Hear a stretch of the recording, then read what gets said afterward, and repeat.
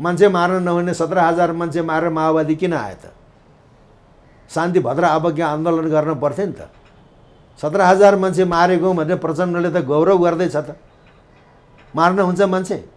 मान्छे मारेर सत्ता कब्जा गर्ने हो? रक्सीको गिलास हातमा लियो, मनमनमा गर्ज गर्ज क्षणमुड मधु यावत पियामे मया तय हते त्रेव गर्जी सेन्तासी देवताले सुत्त खाएपछि रक्सी लाग्दैन। जडा बाहुनहरू कस्तो बुद्धि होइन। दसैँ भनेको शक्ति उपासना हो। अक्षत नाश नहुने गुण भएको हुनाले त्यसलाई अक्षता भनेको छ। त्यसले हाम्रो प्राण धानेको छ। हे भगवान् प्राणेश्वर, तिमीले गर्दाखेरि मेरो प्राण धानेको छ। त्यसले भक्षण गर्नुभन्दा पहिले त्यो शिरमा धारण गरेको छ। त्यो हो नि त विज्ञान। सिकाउने त बाहुनै हो। यहाँ क्रिस्चियनिटी सञ्चालन गरेर बस्ने त सबै बाहुनै छन्। राणाजीहरूको त कुँवरहरूको देवाली पूजा हुन्छ त्यहाँ। लौ त त्यहाँ गएर चाहिँ नि यहाँ चाहिँ बुद्ध जयन्तीको दिनमा बलि पूजा गर्न, बलि दिन पाइँदैन। को जाँदो रहेछ? राणाहरूले काटिदिन्छन् उतिनखेरै। यो नवदुर्गा के कुन कुन दुर्गाको हामी पूजा गर्छौँ, कुन कुन देवीको पूजा गर्छौँ, कुन कुन देवीको उपासना गर्छौँ र त्योबाट हामीले के पाउँछौँ? अनि खुँडा माथि उचाल्ने, आँखाले त्यो निशानामा हेर्ने, कानले कर्नाल फुकेको चाहिँ सुन्ने। कर्नाल कसरी बजाउँछ त? थम्के रे थम थम, थम्के रे थम थम, थम्के रे थम थम, थम्के रे थम थम, थम्के रे रे थम थम भन्दै छ्याट्ट काट्नुपर्छ। तालमा काट्नु पर्यो। थम्के रे थम थम भन्दै च्याप्प गर्नु पर्यो। मगरले जाँड चढाउने हो। त्यो तागतहारी र मतवालीको भेद छ त। कस्तो मिलेर बस्छ? मगर पुजारी, बाहुन पुरेत। कहाँबाट आयो त्यो जाँड संस्कृति? जाँड खाने बाहुन जातिलाई सबैले म यो उपदेश दिन्छु, सकभर तपाईँले जाँड नखानुहोस्। खानुहुन्छ भने मन्त्र पाठ गरेर खानुहुन्छ भने गर्ज गर्ज क्षण मुडा मधु यावत पियामा मया तोय हतेत्रेव गर्जी सेन्तासी देवता मनमनमा झर्ने सुत्त खाने। प्रत्यक्ष हामीले खाएको छैन, तर युरोपियन युनियन र चाहिँ अमेरिकाको चाहिँ सहयोगबाट देश चलेको छ। हामी तलब खान्छौँ, पेन्सन खान्छौँ। त्यसैको चाहिँ नुन छ, त्यो खाने हामी निरीह भएका छौँ। दर्शकवृन्द नमस्कार, तपाईँ सम्पूर्णलाई चुरो कुरोमा हार्दिक स्वागत छ। तपाईँ सम्पूर्ण दर्शक जो चुरो कुरो हेरेर बसिरहनु भएको छ, तपाईँ सबैलाई मेरो व्यक्तिगत तर्फबाट, चुरो कुरो परिवारको तर्फबाट यो विजयादशमीको हार्दिक शुभकामना पनि छ। विजयादशमीको बारेमा अनेक विवादहरू पनि ल्याउन खोजिए। कतिले विजयादशमी नमनाऊ भनेर त्यही बेलामा माहौल सिर्जना गर्ने, विजयादशमीका विरुद्ध, दसैँका विरुद्ध कतिपय कुकृत शब्दहरू प्रयोग गरेर दसैँमाथि नै आरोप प्रत्यारोप लाउने गरेको पनि हामी सुन्न सक्छौँ। यही महज वास्तवमा विजयादशमी के हो, बडा दसैँ के हो, असत्यमाथि सत्यको विजय र रामले रावणलाई विजय गरेको रूपमा चिनिने दसैँको वास्तविकता के छ, यसको ऐतिहासिक महत्त्व, शास्त्रीय महत्त्व, टीका, जमरा, आशीर्वाद र दक्षिणाको महत्त्व के छ, यही विषयमा केन्द्रित भएर आज हामी संस्कृतिका ज्ञाता एवं प्रज्ञा प्रतिष्ठानका उपकुलपति डाक्टर जगमान गुरुङसँग संवाद गर्दैछौँ। सबभन्दा पहिले म डाक्टर जगमान गुरुङलाई चुरो कुरोमा स्वागत गर्छु। तपाईँलाई चुरो कुरोमा हार्दिक स्वागत छ। यो दसैँको तपाईँलाई मेरो तर्फबाट र चुरो कुरो परिवारको तर्फबाट हार्दिक शुभकामना। मेरो पनि। अब कुरा सुरुवात गरौँ। हामीले विजयादशमी पनि भन्छौँ, बडा दसैँ पनि भन्छौँ, असत्यमाथि सत्यको विजय पनि भन्छौँ। वास्तवमा यो दसैँको महत्त्व, दसैँको परिभाषा, दसैँको अर्थ के हो? मैले यहाँबाट सुरु गरेँ। अब अहिले नेपालमा दुईवटा शब्द भित्रिएको छ। दसैँलाई चाहिँ विजयादशमी भन्ने, तिहारलाई चाहिँ दीपावली भन्ने। विजयादशमी दीपावली पनि एउटा पर्व हो, तर नेपालको रैथाने भाषा होइन। विजयादशमी भनेको त टिकाको दिन मात्रै भयो नि। त्यस कारणले अब दसैँ त वर्षका दसैँ 4वटा हुन्छन्। वर्षको दसैँ 4वटा, पुसमा पनि हुन्छ, असारमा पनि हुन्छ। अब पुसमा र असारमा पनि दसैँ हुन्छ भन्दाखेरि मान्छेलाई अचम्म लाग्ला। तर चैतको दसैँ त एक दिन हामी मनाउँछौँ र पुसको, असारको, चैतको दसैँ, असोजको चाहिँ शारदीय दुर्गा पूजा बडा दसैँ। त्यही कारणले यो बडा दसैँ हो। यो विजयादशमी आयातित हो। अब यो रामलीला पनि नेपालको पहाडको होइन। भारतमा रामलीला छ, नेपालको मधेसमा पनि छ, तर पहाडमा हाम्रो दुर्गा पूजा, नवरात्र दुर्गा पूजा र 9 दिनसम्म चाहिँ दुर्गाको पूजा गर्यो। अब टिकाको दिनमा बडा दसैँको टिका, त्यो विजयादशमी होइन, बडा दसैँको टिका। त्यस्तै तिहार पनि, दीपावली होइन, त्यो तिहार हो, त्यो चाहिँ तिहार हो। अब दसैँको कुरो यो एउटा ऋतु पर्व, चारवटा ऋतुका चारवटा दसैँ। जस्तो अब अहिले मङ्सिरमा नयाँ अन्न आएपछि हामी न्वागी खान्छौँ, नेपाली भाषामा न्वागी, त्यो त नवान्न, नवान्न चाहिँ हामीले ग्रहण गर्छौँ। आफूले जे खान्छौँ त्यो आफ्नो कुलदेवता पितृदेवी भगवतीलाई पनि हामीले चढाउँछौँ। र मङ्सिर पुस अन्त पुसको कठ्याङ्ग्रिने महिना, तर मङ्सिर पुस ऋतुमध्ये हेमन्त, हेमन्त भनेको हेम सुनौलो ऋतु, किन धान भित्रियो, आँटीमा चाहिँ धानको भगारी बाँधेको छ, धनसारमा धानको भगारी बाँधेको छ। त्यस कारणले हेमन्त ऋतुको हैमन्तिक भनेको पौष शुक्ल पक्षमा मनाइने दसैँ, त्यो हैमन्तिक। र हैमन्तिक दसैँमा दुर्गा भगवतीले भोजन ग्रहण गर्नुहुन्छ। त्यसपछि चैत वैशाख वसन्त, चैत र शुक्ल पक्षमा मनाउने दसैँ वासन्तिक। अब तर तपाईँले भने जस्तो त्यो पुसको दसैँ अब त्यसको ज्ञाता भएको अथवा अलिकति धर्म कर्ममा आस्था राख्ने अध्ययन अनुसन्धान गरेकाहरूलाई थाहा भयो, तर हामी जस्ता सर्वसाधारणको लागि पुसको दसैँ चाहिँ बेखबर बन्यो किन होला यो? त्यो त परम्परा चाहिँ नमानेर हो। अझै पनि नेपालमै पनि तन्त्राचार्य प्राध्यापक विद्यानाथ उपाध्याय भट्ट, उहाँ चाहिँ नि सदाशिव मल्ल प्रताप मल्लका पालक लम्बकर्ण भट्टका सन्तान तन्त्रविद हुनुहुन्छ। उहाँ चाहिँ नि नरदेवीको अहिले कलङ्कीको 3 थानातिर बस्नुहुन्छ। त्यस्तै धर्मशास्त्राचार्य प्राध्यापक डाक्टर दीर्घराज घिमिरे चाबेलको मैजु बहालमा बस्नुहुन्छ। उहाँहरूले चाहिँ पुसमा पनि असारमा पनि चैतमा पनि असोज जस्तै घटस्थापना गरेर जमरा उमारेर नवरात्र मनाउनुहुन्छ। त्यो विज्ञहरूमा चाहिँ त्यो छ। त्यसमा पनि अरूभन्दा पनि यो शाक्त मतावलम्बीहरूले पुसमा पनि मान्छन्।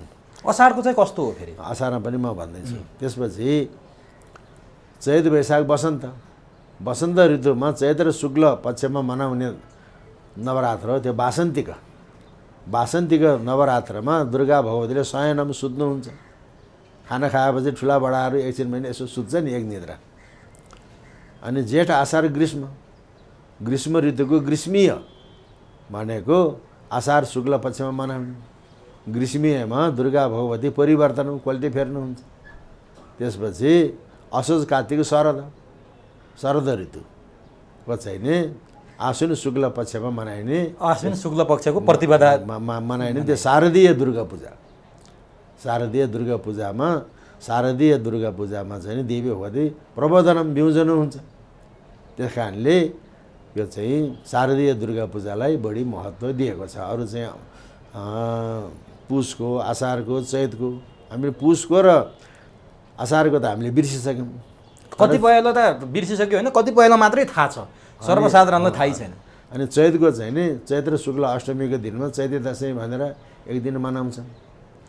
चैते दसैँ भनेर मनाउने पहाडका बाहुन छेत्री र बाहुन छेत्रीको चाहिँ सिको गरेर गुरुङ मगरले मनाउँछन्। यहाँको नेवारले चैते दसैँ चाड मान्दैन, मधेसमा छैन, अघि ती पनि हिन्दू नै हुन्। अब त्यो हो। अनि त्यसपछि किन यो शारदीय दुर्गा पूजाले महत्त्व पायो त?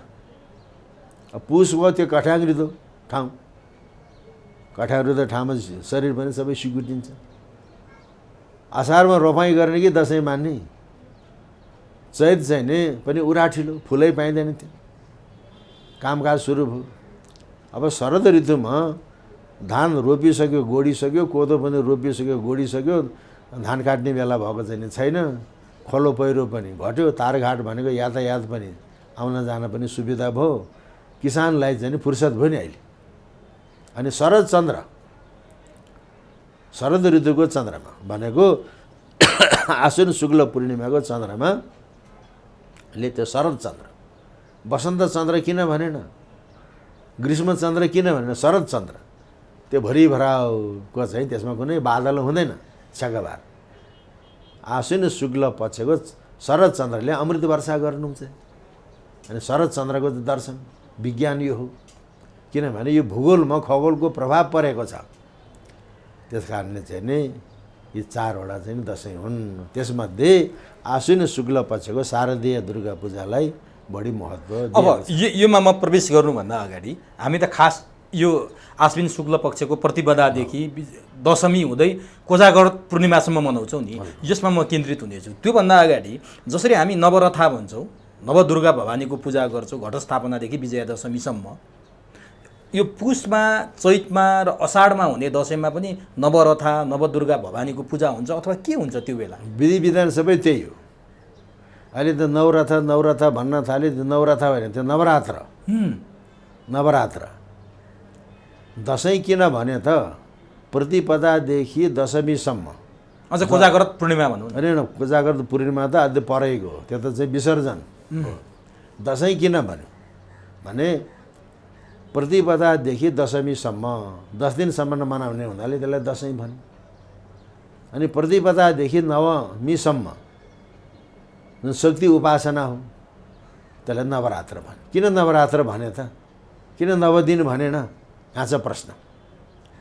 किन नवरात्र भन्यो, किन 9 दिन भनेन? रात्र भनेको त अँध्यारो, अन्धकार, अन्धकार त्यो तमस, अज्ञान भन्नाले त्यो 9वटा अज्ञानलाई नाश गर्ने। त्यो 9वटा अज्ञान भने के हो? हाम्रो यो शरीर के हो त? मानव देह। नवद्वार भएको पुर भनेको छ। हाम्रा शरीरका 9वटा छिद्रहरू छन्, त्यसलाई द्वार भनेको छ। यो शरीर चाहिँ पुर हो। नवद्वारे पुरेदेखि 9वटा द्वार भएको यो पुरमा जुन चैतन्य स्वरूपको भगवान् रहनुहुन्छ त्यो पुरुष। पुरुष भन्नाले महिला र पुरुष भन्ने अर्थमा छैन यहाँ। नवद्वारे पुरेदेखि 9वटा द्वार भएको र चाहिँ नि देहमा रहने जुन चेतना हो त्यसलाई पुरुष भनेको छ। त्यही कारणले नवरात्र भनेको मानिसको शरीरका जुन 9वटा छिद्रहरू छन्, 9वटा इन्द्रियहरू छन्, त्यसको आसक्तिलाई त्याग गर्ने। आसक्तिलाई त त्याग गर्यो, तर त्यसलाई सशक्तिकरण गर्ने। आँखाको आसक्ति त हटाउनु पर्यो, तर आँखालाई त सशक्ति गर्न पर्यो नि। त्यही कारण त्यो नवरात्र भयो। 9 दिनसम्मको चाहिँ आसक्ति हट्यो, सशक्तिकरण भयो। अनि दशमीमा टीका भयो, बडा दसैँको टीका भयो। अनि अर्को कुरो रामायणको युद्ध भयो, महाभारतको युद्ध भयो। यो भारतवर्षमा ठुल्ठुला 2टा युद्ध भए, त्यो रामायण र महाभारत। रामायणको युद्ध त भारतमा भएर समुद्र पारी लङ्कामा भयो। धनजनको क्षति पनि भयो, तर भारतवर्षलाई त्यति प्रभाव परेन। महाभारतको युद्ध त राजधानी दिल्लीको नजिकै भएको छ, कुरुक्षेत्रमा। वहाँ त राम र रावणको युद्ध भयो। यहाँ त आफ्नै भाइ भाइको चाहिँ बिचमा चाहिँ युद्ध भएको छ। अनि रामायण र महाभारतको युद्धले यो वातावरण विषाक्त भयो, वनस्पतिहरू सबै मरे। कतिपय महिलाहरू चाहिँ एकल जीवन बिताउनु पर्यो। उनीहरूको धवा भनेको चाहिँ सौभाग्य हो, विहीन भए विधवा। विधवा भनेको त धवा भनेको सौभाग्य, એટલે विहीन भएको विधवा। कतिपय अनाथहरू चाहिँ बालबालिकाहरू अनाथ भए। युद्धमा धेरै मान्छे मरे। विषाक्त सन्नाटको अवस्था भयो। मानिसको मनस्थिति विशृङ्खलित भयो। परिवारको सङ्गठन, समाजको सङ्गठन, राष्ट्रको सङ्गठन विशृङ्खलित भयो। जस्तो गाउँघरतिर कुनै मान्छे खाँदा पनि खाँदैन, अनि फुर्तीफार्ती पनि छैन, ओल्या त ओइलाएर बस्यो। यसो सातो गएको रहेछ, सातो फर्काउँछ नि त, सातो बोलायो त तगडा हुन्छ। त्यस्तै यो रामायण र महाभारतको 2टा युद्धले गर्दाखेरि यो भारतवर्ष विषाक्त भयो। मानिसको चाहिँ मनस्थिति बिग्रियो, सामाजिक सङ्गठन, राष्ट्रको सङ्गठन, एक आपसको सद्भाव, शङ्का उपशङ्का। अनि यसलाई चाहिँ मानिसको चाहिँ जुन उजाडिएको मनलाई फेरि स्थापित गर्न पारिवारिक सङ्गठन, सामाजिक सङ्गठन, राष्ट्रको सङ्गठनको लागि, राष्ट्रको सातो बोलाउनको लागि ऋषिमुनिहरूले रामायण र महाभारतका महापात्रहरूको नाम स्मरण गरेर एउटा श्लोक बनाए। त्यो श्लोकले चाहिँ जतिखेर आशीर्वाद दिए पनि हुन्छ, जतिखेर जसलाई त्यो आशीर्वाद दिए पनि हुन्छ। तर बडा दसैँको टिकाको दिनमा टिका लाउँदाखेरि त्यो श्लोक फल्यो, त्यसमा गएर रूढ भयो। त्यसमा रूढ भयो। त्यो राष्ट्र जगाउने मन्त्र थियो।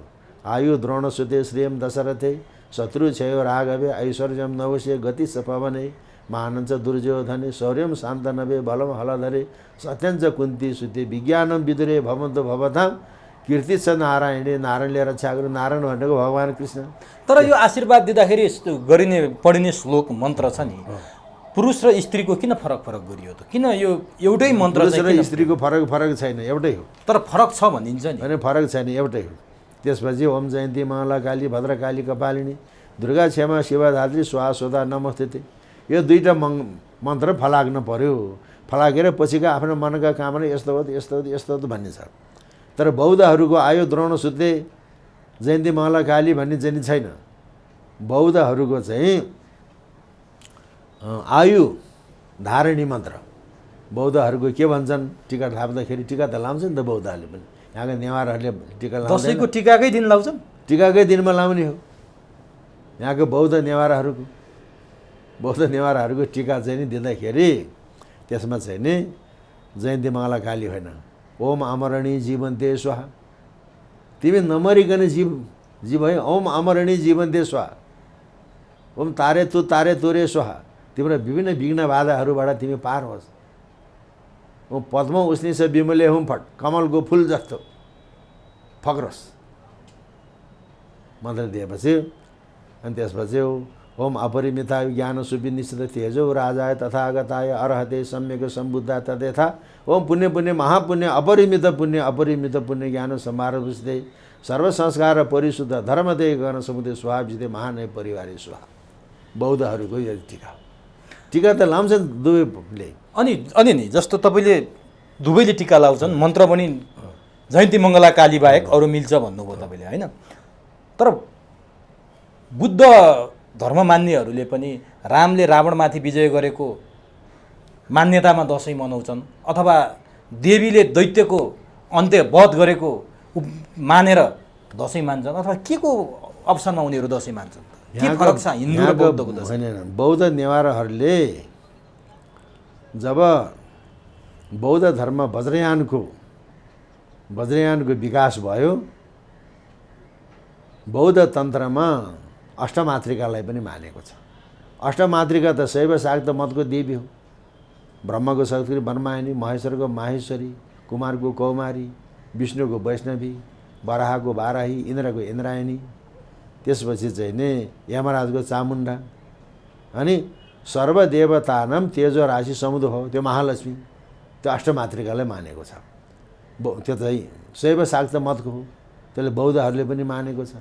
त्यसपछि दश महाविद्या पनि शैव शाक्त तन्त्रको हो, त्यसलाई पनि बौद्धहरूले चाहिँ मानेको छ। अझै नेपालको चाहिँ ठुल्ठुला शाक्त पीठहरूमा त वज्राचार्यहरूद्वारा बौद्ध तन्त्र अनुसार पूजा हुन्छ। दसैँमा होइन, सधैँ पुजारी नै वज्राचार्यहरू छन्, पुजारी नै। जस्तै मनोकामनामा मगर होइन, मनोकामनाको कुरा त पछि आउँछ। जस्तो अब अहिले यहाँ ठुडीखेलको भद्रकालीको पुजारी वज्राचार्य, सवा भगवती त राजोपाध्याय कर्मचार्य छैन, त्यहाँ सवा भगवतीको पुजारी वज्राचार्य। पलाञ्चोक भगवती महिषासुरमर्दिनी हो, त्यहाँ कुनै पर्वते बाहुन पनि छैन, राजोपाध्याय पनि, त्यहाँ पनि वज्राचार्यबाट चाहिँ पूजा हुन्छ। भक्तपुरको नवदुर्गा, त्यहाँ चाहिँ वज्राचार्यद्वारा चाहिँ पूजा हुन्छ। अनि त्यहाँ चाहिँ नि उनीहरूले पनि अष्टमातृकालाई पनि मानेको हुन्छ, दश महाविद्यालय पनि चाहिँ मानेको हुन्छ। तर यहाँका बौद्ध नेवारहरूले दसैँमा पूजा गर्ने चक्रसम्बरको पूजा गर्छन्। चक्रसम्बरको पूजा मात्रै होइन, त्यसलाई बलि पनि दिन्छ। बौद्ध धर्ममा त बलिको त फेरि वज्रयान आएपछि त नरबलिको कुरो चाहिँ यहाँ बलिको कुरो छोडिदिउँ न। वज्रयान भनेको त बौद्ध धर्मको चाहिँ लेटेस्ट डेभलपमेन्ट हो। त नरबलिको कुरो, नरकपाल पात्रमा चाहिँ अब चाहिँ पञ्चमकार राखेर पूजा गर्ने। पञ्चमकार भन्नाले मासु, मद्य, अनि चाहिँ मासु, मद्य, मुद्रा, यस्ता वस्तुहरू पञ्चमकार राखेर चाहिँ पूजा गर्ने। त्यस्तो चाहिँ छ नरबलिको कुरा। नरकपाल पात्रमा पूजा राख्ने भनेपछि बौद्ध र हिन्दूहरूको बिचमा धेरै कुरा मिल्छ, धेरै कुरा मिल्यो। अनि फेरि लामा बौद्ध धर्म, यहाँको वज्राचार्यले पनि घटस्थापना पनि गर्छ, जमरा पनि राख्छ हिन्दूले जस्तै। तर तिब्बती परम्परामा जमरा राख्ने घटस्थापना गर्ने चलन छैन। तर त्यहाँ पनि देवीको उपासना हुन्छ। त्यो देवीलाई लामा भाषामा पल्देन लामो, पल्देन भनेको श्री, लामो भनेको देवी, श्रीदेवी। पल्देन लामोको शाब्दिक अर्थ हो श्रीदेवी, तर त्यसलाई लामाहरूले चामुण्डा भन्छन्। चामुण्डा त संस्कृत भाषाको शब्द हो र हिन्दूको देवी बाघमाथि चढेको हुन्छ। पल्देन लामो चाहिँ खच्चरमाथि चढेको हुन्छ, किनभने तिब्बतमा त भागै हुँदैन, खच्चर हो त्यहाँको साधन होइन। खच्चरमाथि चढेको अनि हाडै हाड भएको, हाम्रो यहाँको चाहिँ अष्टमातृका मध्येको चामुण्डा हाडै हाड भएको हुन्छ, अनि त्यसलाई चामुण्डा, त्यसको पूजा गरे। त्यसको पूजा गर्दाखेरि कस्तो हुन्छ त, उहिले त नरबली दिने हो, पछि नरबलीको चलन हरायो अनि एउटा चाहिँ नि चम्पाको पिठोको तोर्मा भन्ने हुन्छ नि, यसो डल्लो बनायो। अनि उहिले भेडाको चाहिँ नि बलि दिएर भेडाको रगतले त्यो तोर्मालाई रातो बनाउने। पछि के भयो त भन्दाखेरि महारङ्गी भन्ने हुन्छ माथि हिमालमा, रातो रङले त्यसलाई रङ्ग्याउने।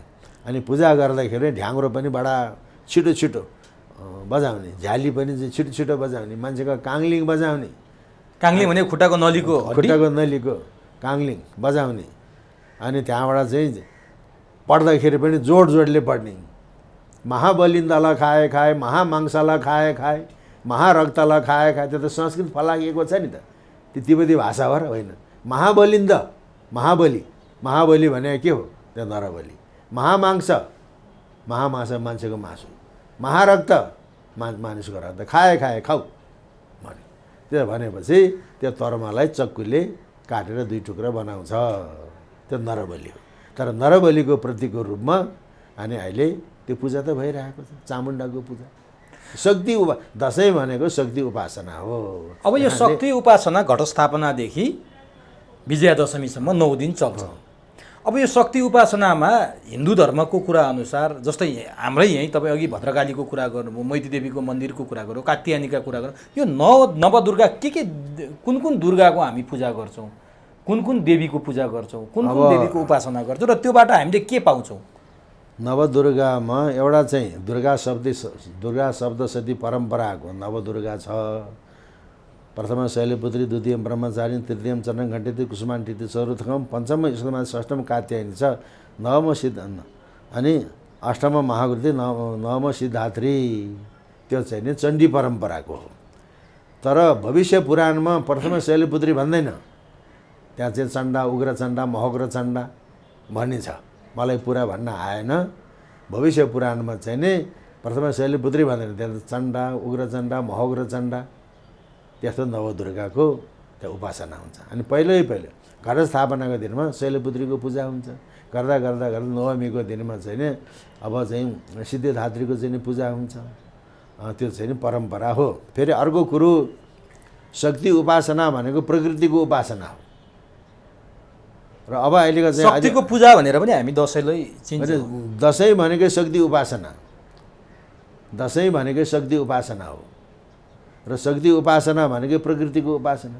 यहाँ प्रकृतिको उपासना, प्रकृतिसँग चाहिँ सम्बन्ध नजिक को छ त यहाँका आदिवासी जनजाति छन्। झल्लै यो दसैँ हाम्रो होइन, राज्यले लादेको छ, यो बाहुनको दसैँ हो, छेत्रीको दसैँ हो, हामीलाई लादेको छ भन्छ नि।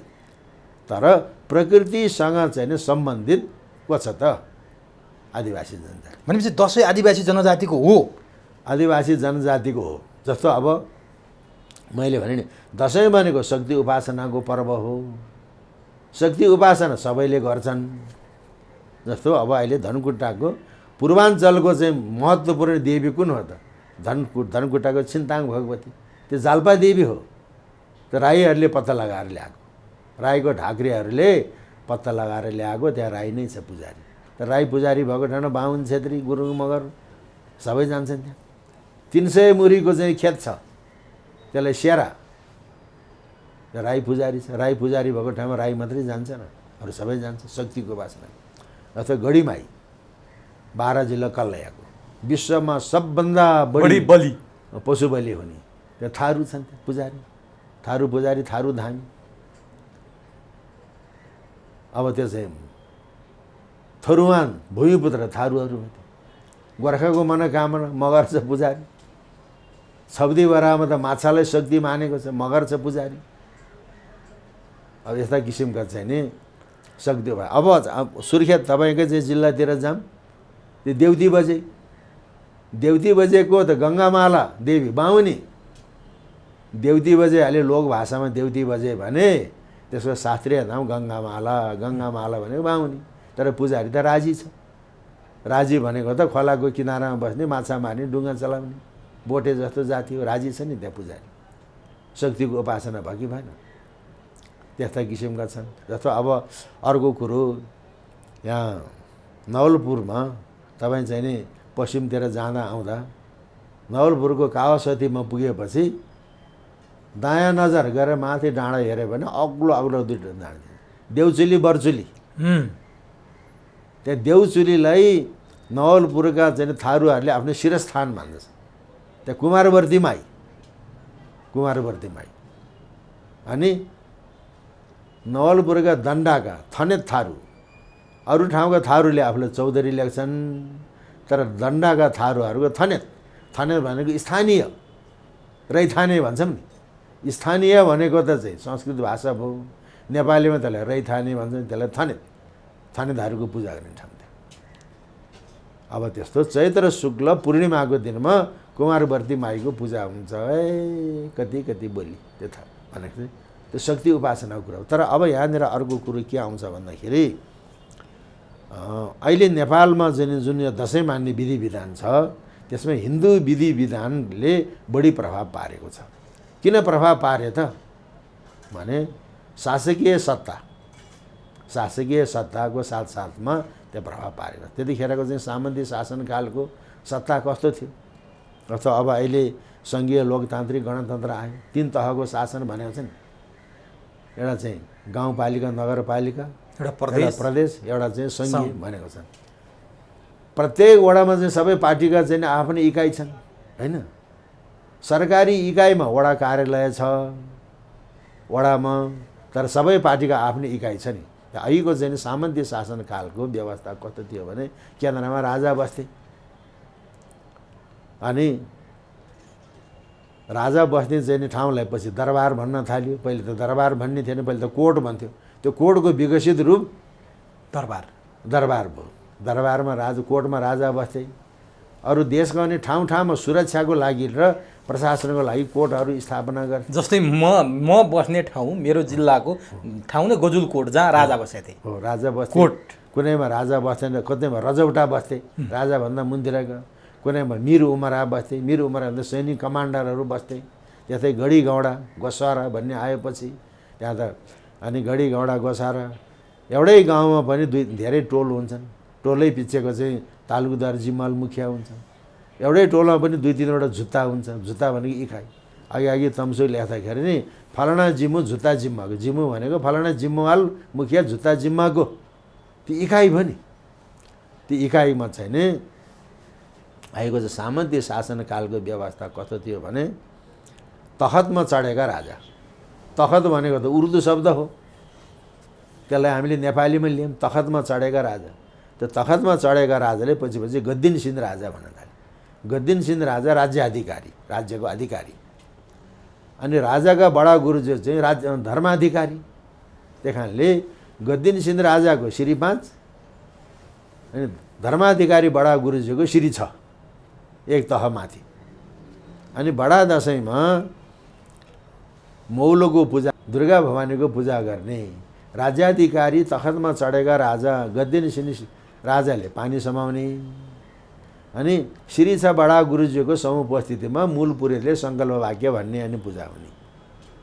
अनि राजा नबसेको ठाउँमा रजौटाले पानी समाउने। रजौटा पनि नभएको सम्म चाहिँ मिर उमराले, उमराहरू मध्येको पनि चाहिँ नि ठुलोलाई मिर उमरा भन्ने, जस्तै मिर सुब्बा भनेको जस्तो। अनि गढी गौडामा तालुकदार जिम्मल मुखियाहरूले राज्याधिकारीको चाहिँ स्वरूपमा उसले पानी समाउने, धर्माधिकारीको चाहिँ प्रतिनिधिको रूपमा अनि चाहिँ बाहुन पुरोहितले सङ्कल्प वाक्य भन्ने। अब ती चाहिँ नि उमरा, मिर उमरा, गढी गौडाका द्वारे गाउँका तालुकदार जिम्मल मुखिया त सबै बाहुन, सबै छेत्री ठकुरी त छैन। गुरुङ मगर राई लिम्बू पनि छन् त्यहाँ। शासनको अख्तियार पायो नि, शासनको अख्तियार पायो। त्यस कारणले चाहिँ अहिले चाहिँ दसैँ मान्ने जुन परम्परा हो त्यसमा हिन्दू विधिको बढी प्रभाव छ। अब अर्को कुरो छिन्ताङ भगवतीको त कुरा त भयो, मैले पटक पटक यो कुरा भन्ने गरेको छु। अहिले आदिवासी जनजातिहरूले दसैँ हाम्रो होइन राज्यले लादेको बाहुनको छेत्रीको भन्दा, अनि दसैँ मानेर चाहिँ नि आदिवासी जनजातिले के पायो त, के पाए भन्दाखेरि म 2048 सालमा अरुण तेस्रो वातावरणीय अध्ययन म सङ्खुवा सभा गएँ। सङ्खुवा सभाको चाहिँ नि जिल्लाको सदरमुकाम खाँदबारीदेखि माथि सेखा भन्ने एउटा गुरुङ गाउँ छ भित्तामा, सेखाको पुछारमा पाङमा भन्ने एउटा चाहिँ नि राई गाउँ छ। त्यहाँ 52 पगरीको राई गङ्गा प्रसाद राईलाई मैले भेटेँ, म आफैले भेटेको 2048 सालमा। 52 पगरी भनेको उसका मात हातमा 52 जना थरीहरू, थरी भनेको तालुदार, जमिनको चाहिँ नि तिरो उठाउने 52 जना थरीहरू भन्ने 52 पगरीको राई। तुमलिङ टारदेखिको कुमालाहरूले अनि तिरो उठाएर गङ्गा प्रसाद राईलाई बुझाउने, गङ्गा प्रसाद राईले अनि 13 थुम मालमा लगेर तिरो बुझाउने। अनि गङ्गा प्रसाद राई कहाँ बडा दसैँको टिकाको दिनमा राई लिम्बूले त सुँगुरको मासु खाने भयो, सुँगुरको सिसार लिएर जाने। गुरुङ मगरले त अनि मगरहरूले पनि सिसार लिएर जाने सुँगुरको, मगर पनि सुँगुरको मासु खाने जात हो। अनि गुरुङहरूले बोका काटेको छ बोकाको टाउको, भेडा काटेको छ भने भेडाको टाउको लिएर जानु पर्यो, केही पाएन भेडा कुखुराको सपेटो। बाहुनहरूले दही केरा, सबै घरमा दुहुनु पनि हुँदैन, सबै घरमा केरा पनि हुँदैन, केही छैन, के लाने त? एउटा खुर्सानी, हरियो खुर्सानी यसो टोपरी यहाँ लगाएर उसले मान्न जान अनिवार्य। अनि टिका लाउने थियो, तर राईले त के खाँचोले टिका लगाइदिन्थ्यो बाहुनको निधारमा। उता चाहिँ तङ्बा खाएर चाहिँ सुँगुरको चाहिँ गर्दनको मासु खाएर चाहिँ राई भएर बसेको छ, टिका लगाइदिनु त बाहुन छ नि त। हिन्दू धर्म घुसेन, हिन्दू धर्म घुस्यो भन्दाखेरि अहिलेको नीति के थियो भन्दाखेरि यो आदिवासी जनजाति गुरुङ मगर राई लिम्बूलाई हाम्रो पक्षमा लिनुपर्छ, हाम्रो पक्षमा लिनु। हाम्रो पक्षमा कसरी लिने त? शासन सत्ताको केही हक अधिकार यिनलाई पनि दिने, यिनलाई दिएपछि हाम्रो पक्षमा आउँछ। तर यिनलाई स्वतन्त्र छोड्न हुँदैन, हिन्दू धर्मको अङ्कुशी लगाएर राख्नुपर्छ भन्ने नीति। अब गङ्गा प्रसाद राईकोमा कुनै उपाध्याय बाहुन बाहुनी हाडनातामा बिग्रियो, खत लाग्यो भनेदेखि त सजाय बिहोर्नु पर्यो। होइन बात मात्रै लागेको रहेछ, कसुर त ठहरिएन भने चख्याउनु पऱ्यो नि। चख्याउँदा कसरी चख्याउने भने गङ्गा प्रसाद राईको आँगनमा गाईको गोबरले लिप्यो, हाडनाता करणीको चाहिँ नि बात लाग्यो, उपाध्याय बाहुन भने त्यहाँ टुक्रुको बस्यो। गङ्गा प्रसाद राईले सुनपानी छर्किदिएपछि आफ्नो जातमा उग्लियो भने राईले बाहुनलाई सुनपानी छर्किदियो, शुद्ध बनायो। हिन्दू धर्म अवलम्बी आर्य संस्कृतिका अनुयायी तागाधारी उपाध्याय बाहुन बाहुनीलाई सुँगुरको मासु खाने, भैँसीको मासु खाने, जाँड खाने चाहिँ राईले पानी छर्केर जातमा उग्लेपछि त्यहाँ बाहुनले राई लिम्बूमाथि शासन गरेको छ कि राई लिम्बूले बाहुन छेत्री गुरुङ मगरमाथि शासन गरेको छ? त्यो त एउटा उदाहरण मात्रै हो।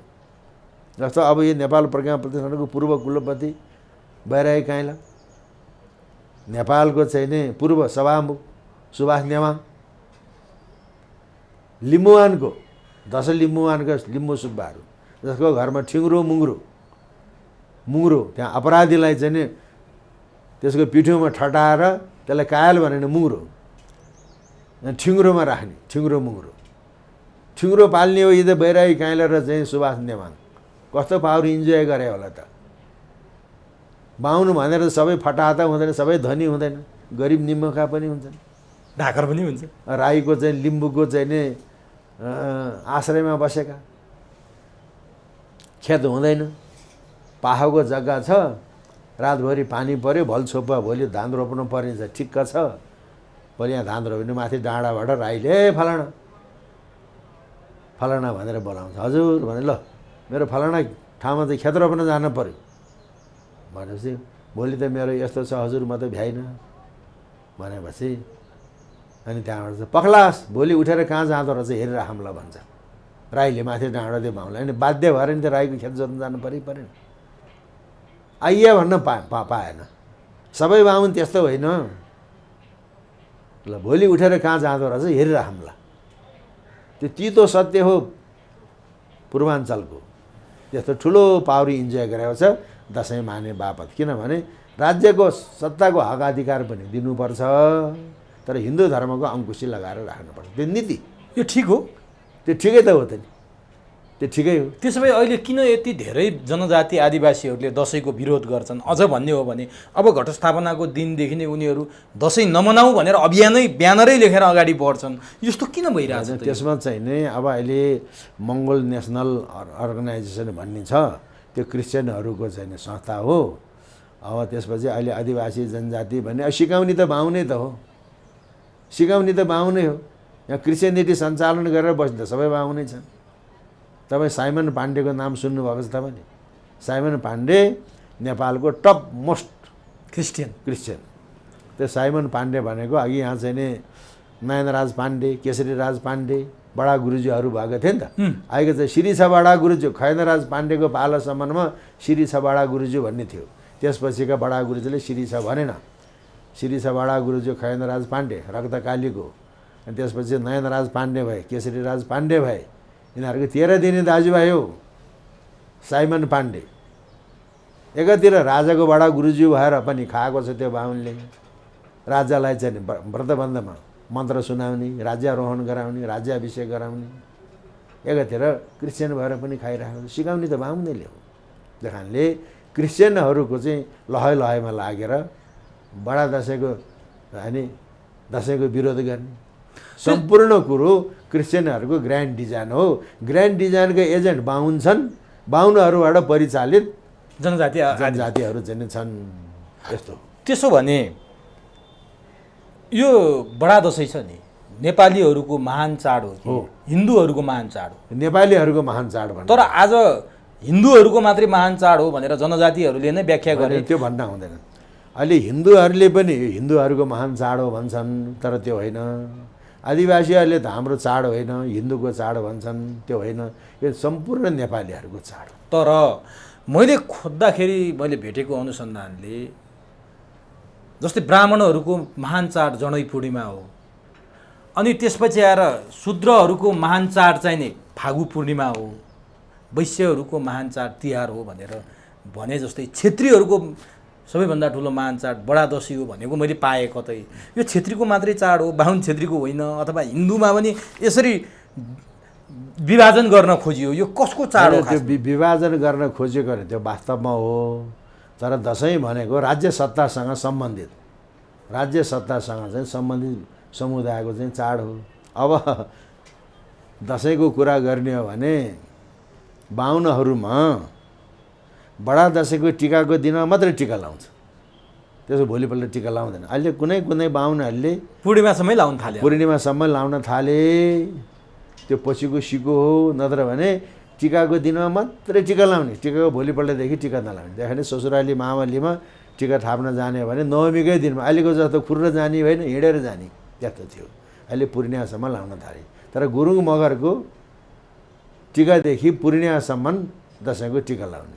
अझ राई लिम्बूको त तिहारको टिकासम्म चाहिँ दसैँको टिका लाउने।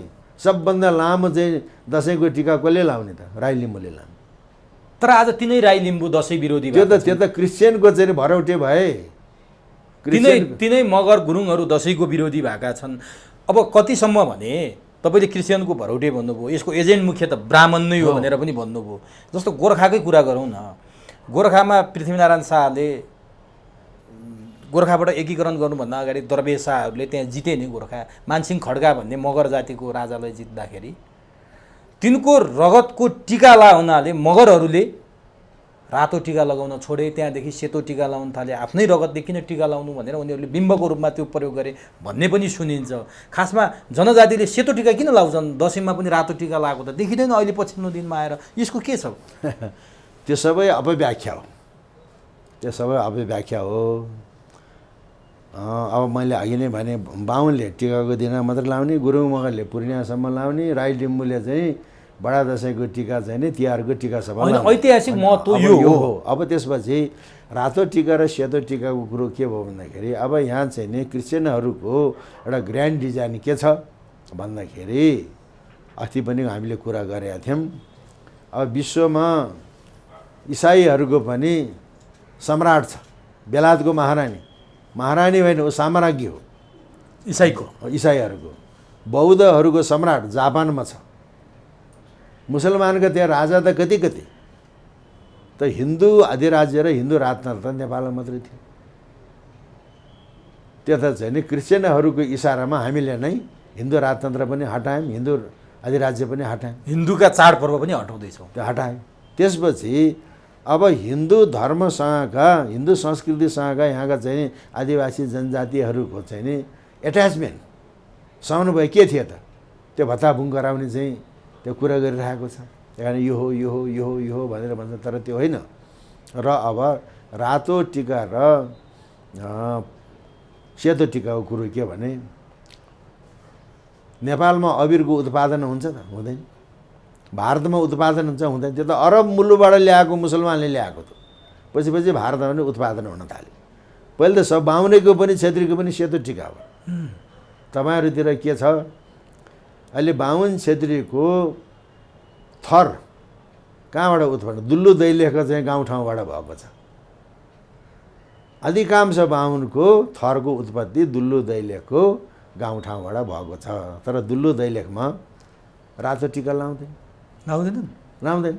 बाहुन छेत्रीले पनि त्यहाँ कस्तो टिका लाउँछन् त भने, दहीमा मुस्छ, चामल त बेसार हाल्छ, पहेँलो बनाउँछ। अन्त चाहिँ नि श्राद्धमा पहेँलो टिका लाउँछ, तर चामलको हामीहरू श्राद्धमा पहेँलो टिका लाउँछौँ। त्यो चाहिँ शुद्ध चाहिँ अहिले त पहिले त बेसारको लाउँथे, अहिले केसरीको लाउन थाल्यो। दुल्लु दैलेखमा रातो टिका होइन, दही चामलमा अनि बेसार मिसाएर टिका लाउने चलन दुल्लुको। भने बाहुन छेत्रीको संस्कृतिको केन्द्र त दुल्लु दैलेख हो नि त। उनीहरूको थरै दुल्लु दैलेखको चाहिँ गाउँठाउँबाट बनेको छ। त्यस्तै अब पछि त फेरि चाहिँ रातो टिका लाउन थाल्यो। तपाईँले कर्णध्वज अधिकारीको नाम सुन्नुहोस्। पहिले अर्थ सचिव, अहिले जीवितै हुनुहुन्छ, पगनाजलको कालधारामा बस्ने भीमबहादुर अधिकारी हो भने सचिव हो, बडा समाजसेवी भने अहिले दिवंगत हुनुभयो। कर्णध्वज अधिकारी त दिवंगत भएको छैन। उहाँहरू चाहिँ तनहुँका थामी अधिकारीहरूको कुलदेवताको पूजा हुन्छ। त्यहाँ कुलदेवताको पूजा दसैँभन्दा चाहिँ मूल भयो नि त, मुख्य भयो नि। यी थामी अधिकारी, यी क्षेत्रीहरूको कुलदेवताको पूजामा सेतो अक्षताले पूजा गरेर सेतो टिका लाउँछ। अबिर नपाउने हो र? त्यो अबिरको कहाँबाट सुरुवात भयो त? किन गरे सुरुवात? यो त विजयको एउटा बिम्बको रूपमा रातो टिका भनेर भनिन्छ नि। भनेर यसरी पहिले सबैको चाहिँ दसैँको चाहिँ टिका पहिले सबैको चाहिँ सेतो थियो।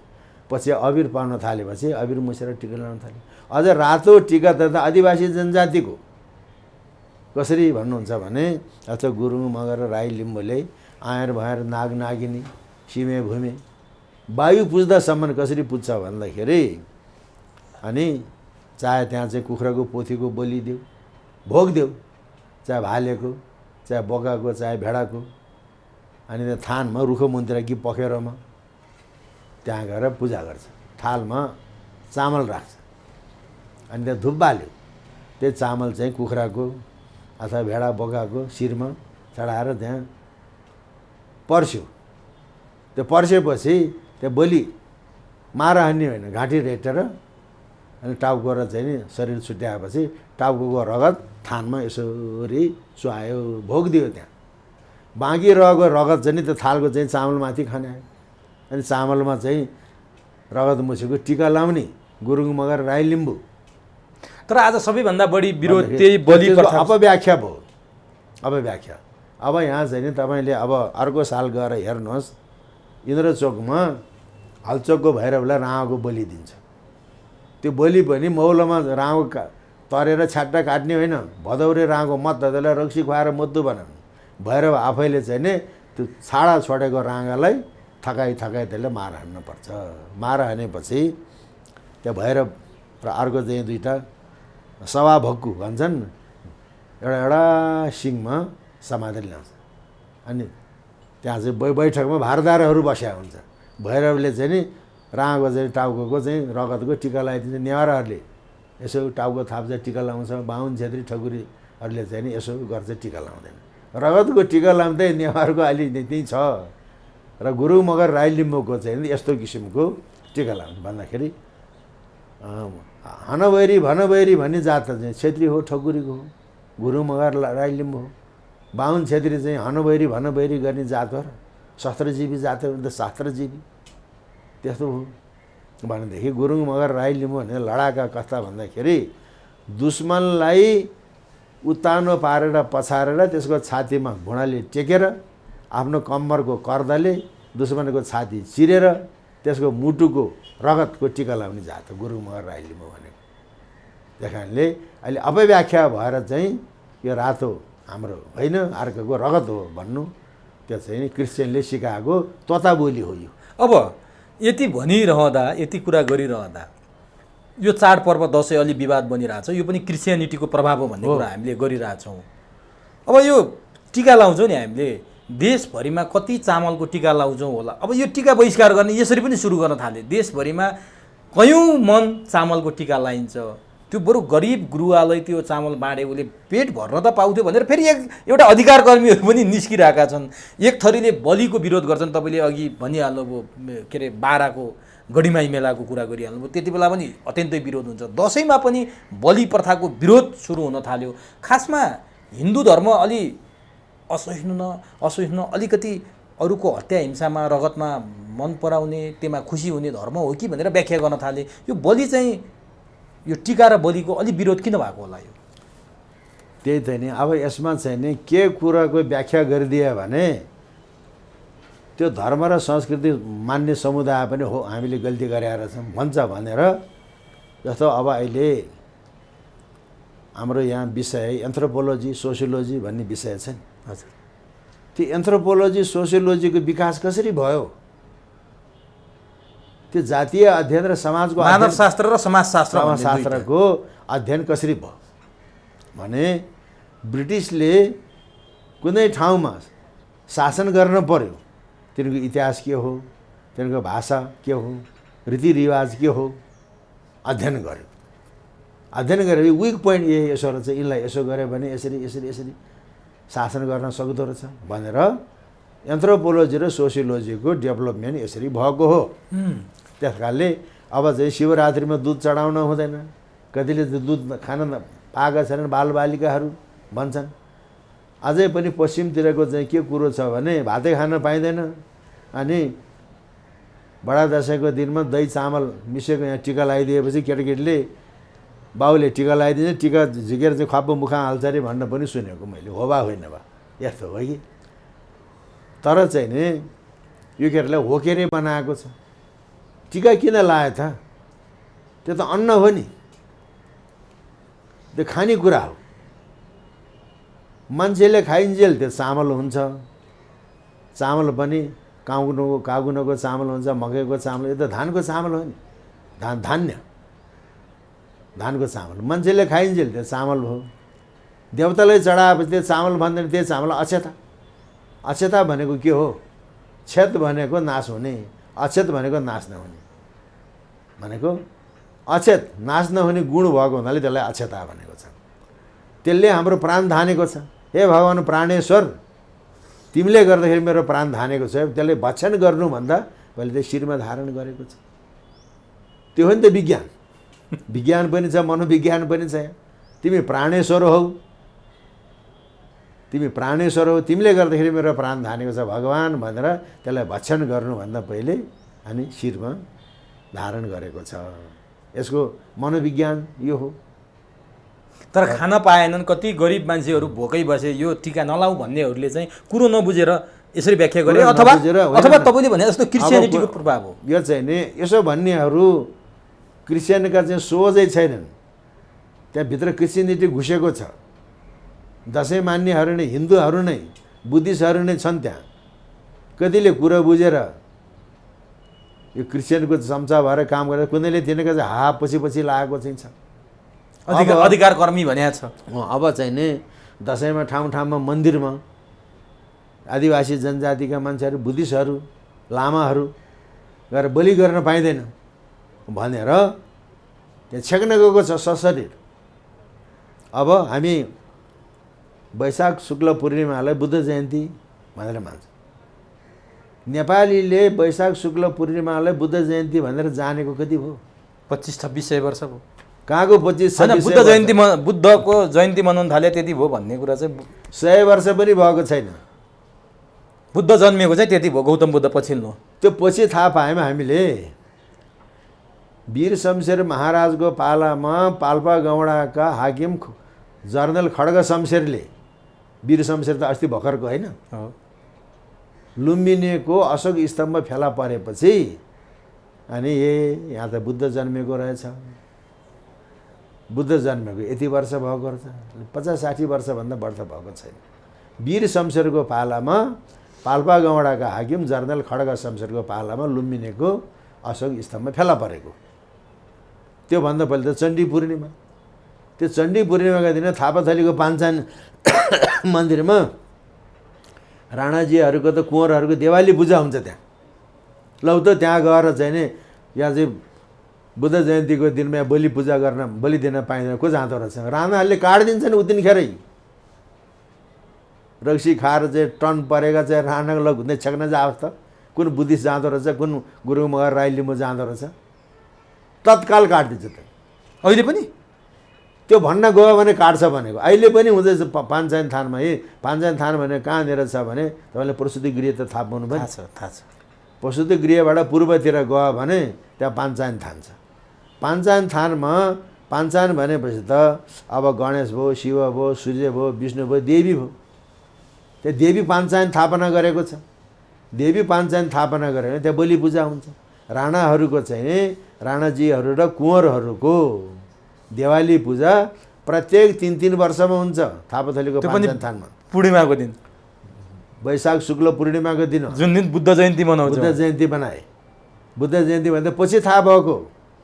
यो त चण्डी पूर्णिमा भनेको छ दुर्गा भगवतीले चण्ड नाम गरेको दैत्यलाई वध गरेको हुनाले देवी भगवती चण्डी कहलाइन्। त्यो पूर्णिमा चण्डी पूर्णिमा कहलाए।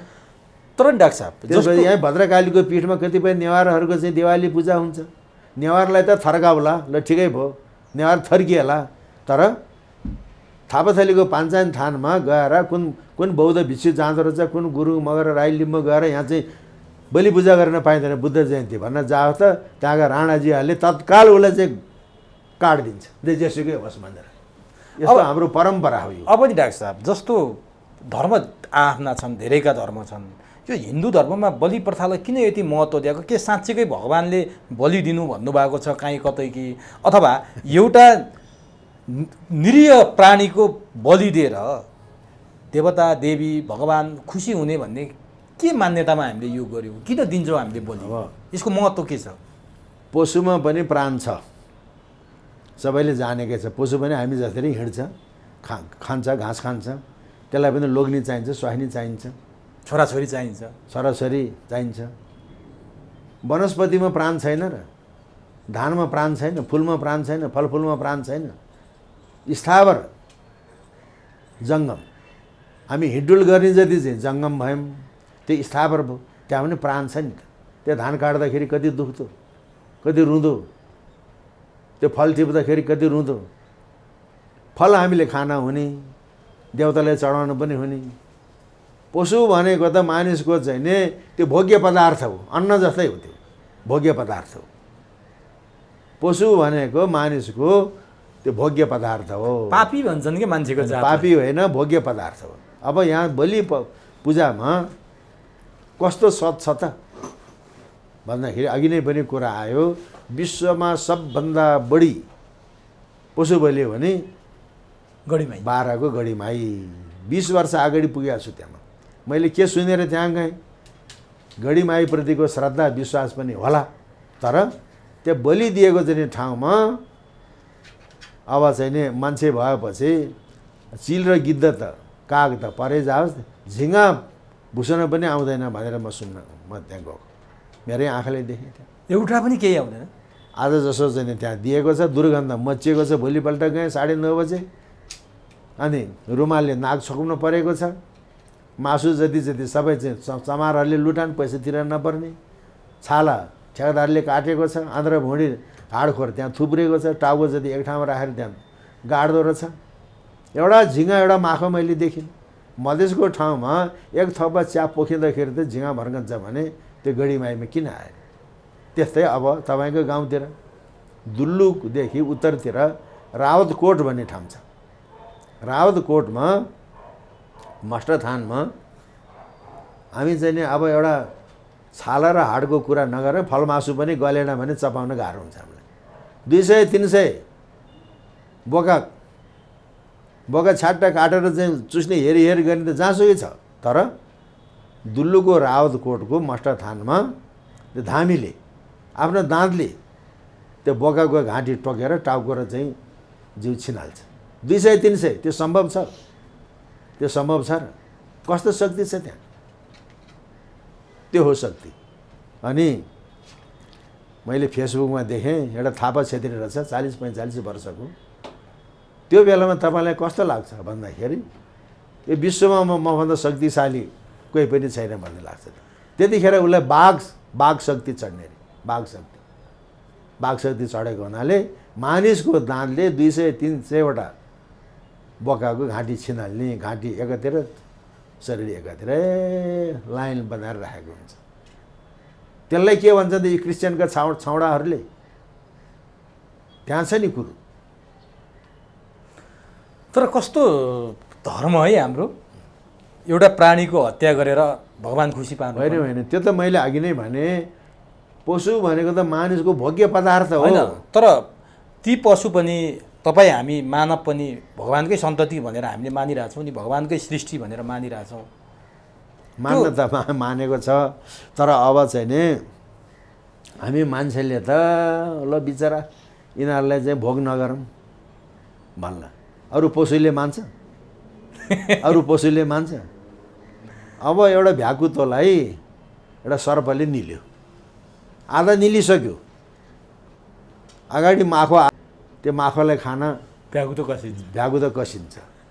अरू पशुले मान्छ भने? आदिममा त चाहिँ नि सबै जनावर मांसाहारी थिए।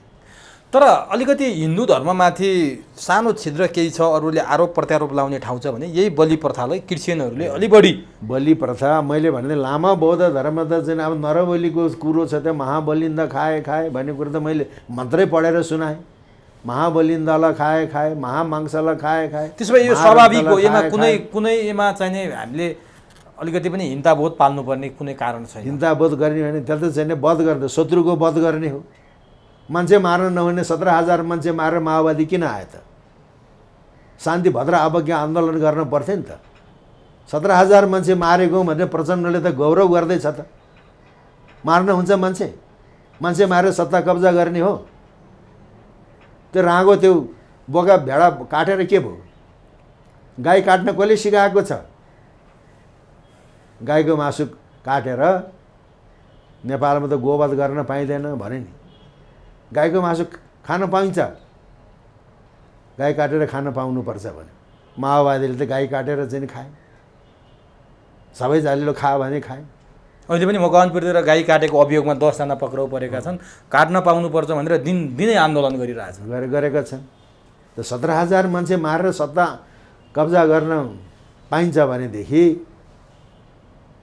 त्यो पशु भनेको त मानिसको भोग्य पदार्थ हो। त्यसमा के सत्यता छ भनेर मैले गढीमाईको कुरा भने, अनि चाहिँ रावतकोटको कुरा भने, त्यहाँभन्दा बढ्दो कुरो के भने? अब ठिक छ, अब बलि प्रथा किन चाहिन्छ? के बलि प्रथा विरोध गर्नेहरूलाई तपाईँले मुखभरिको जवाब दिइहाल्नुभयो।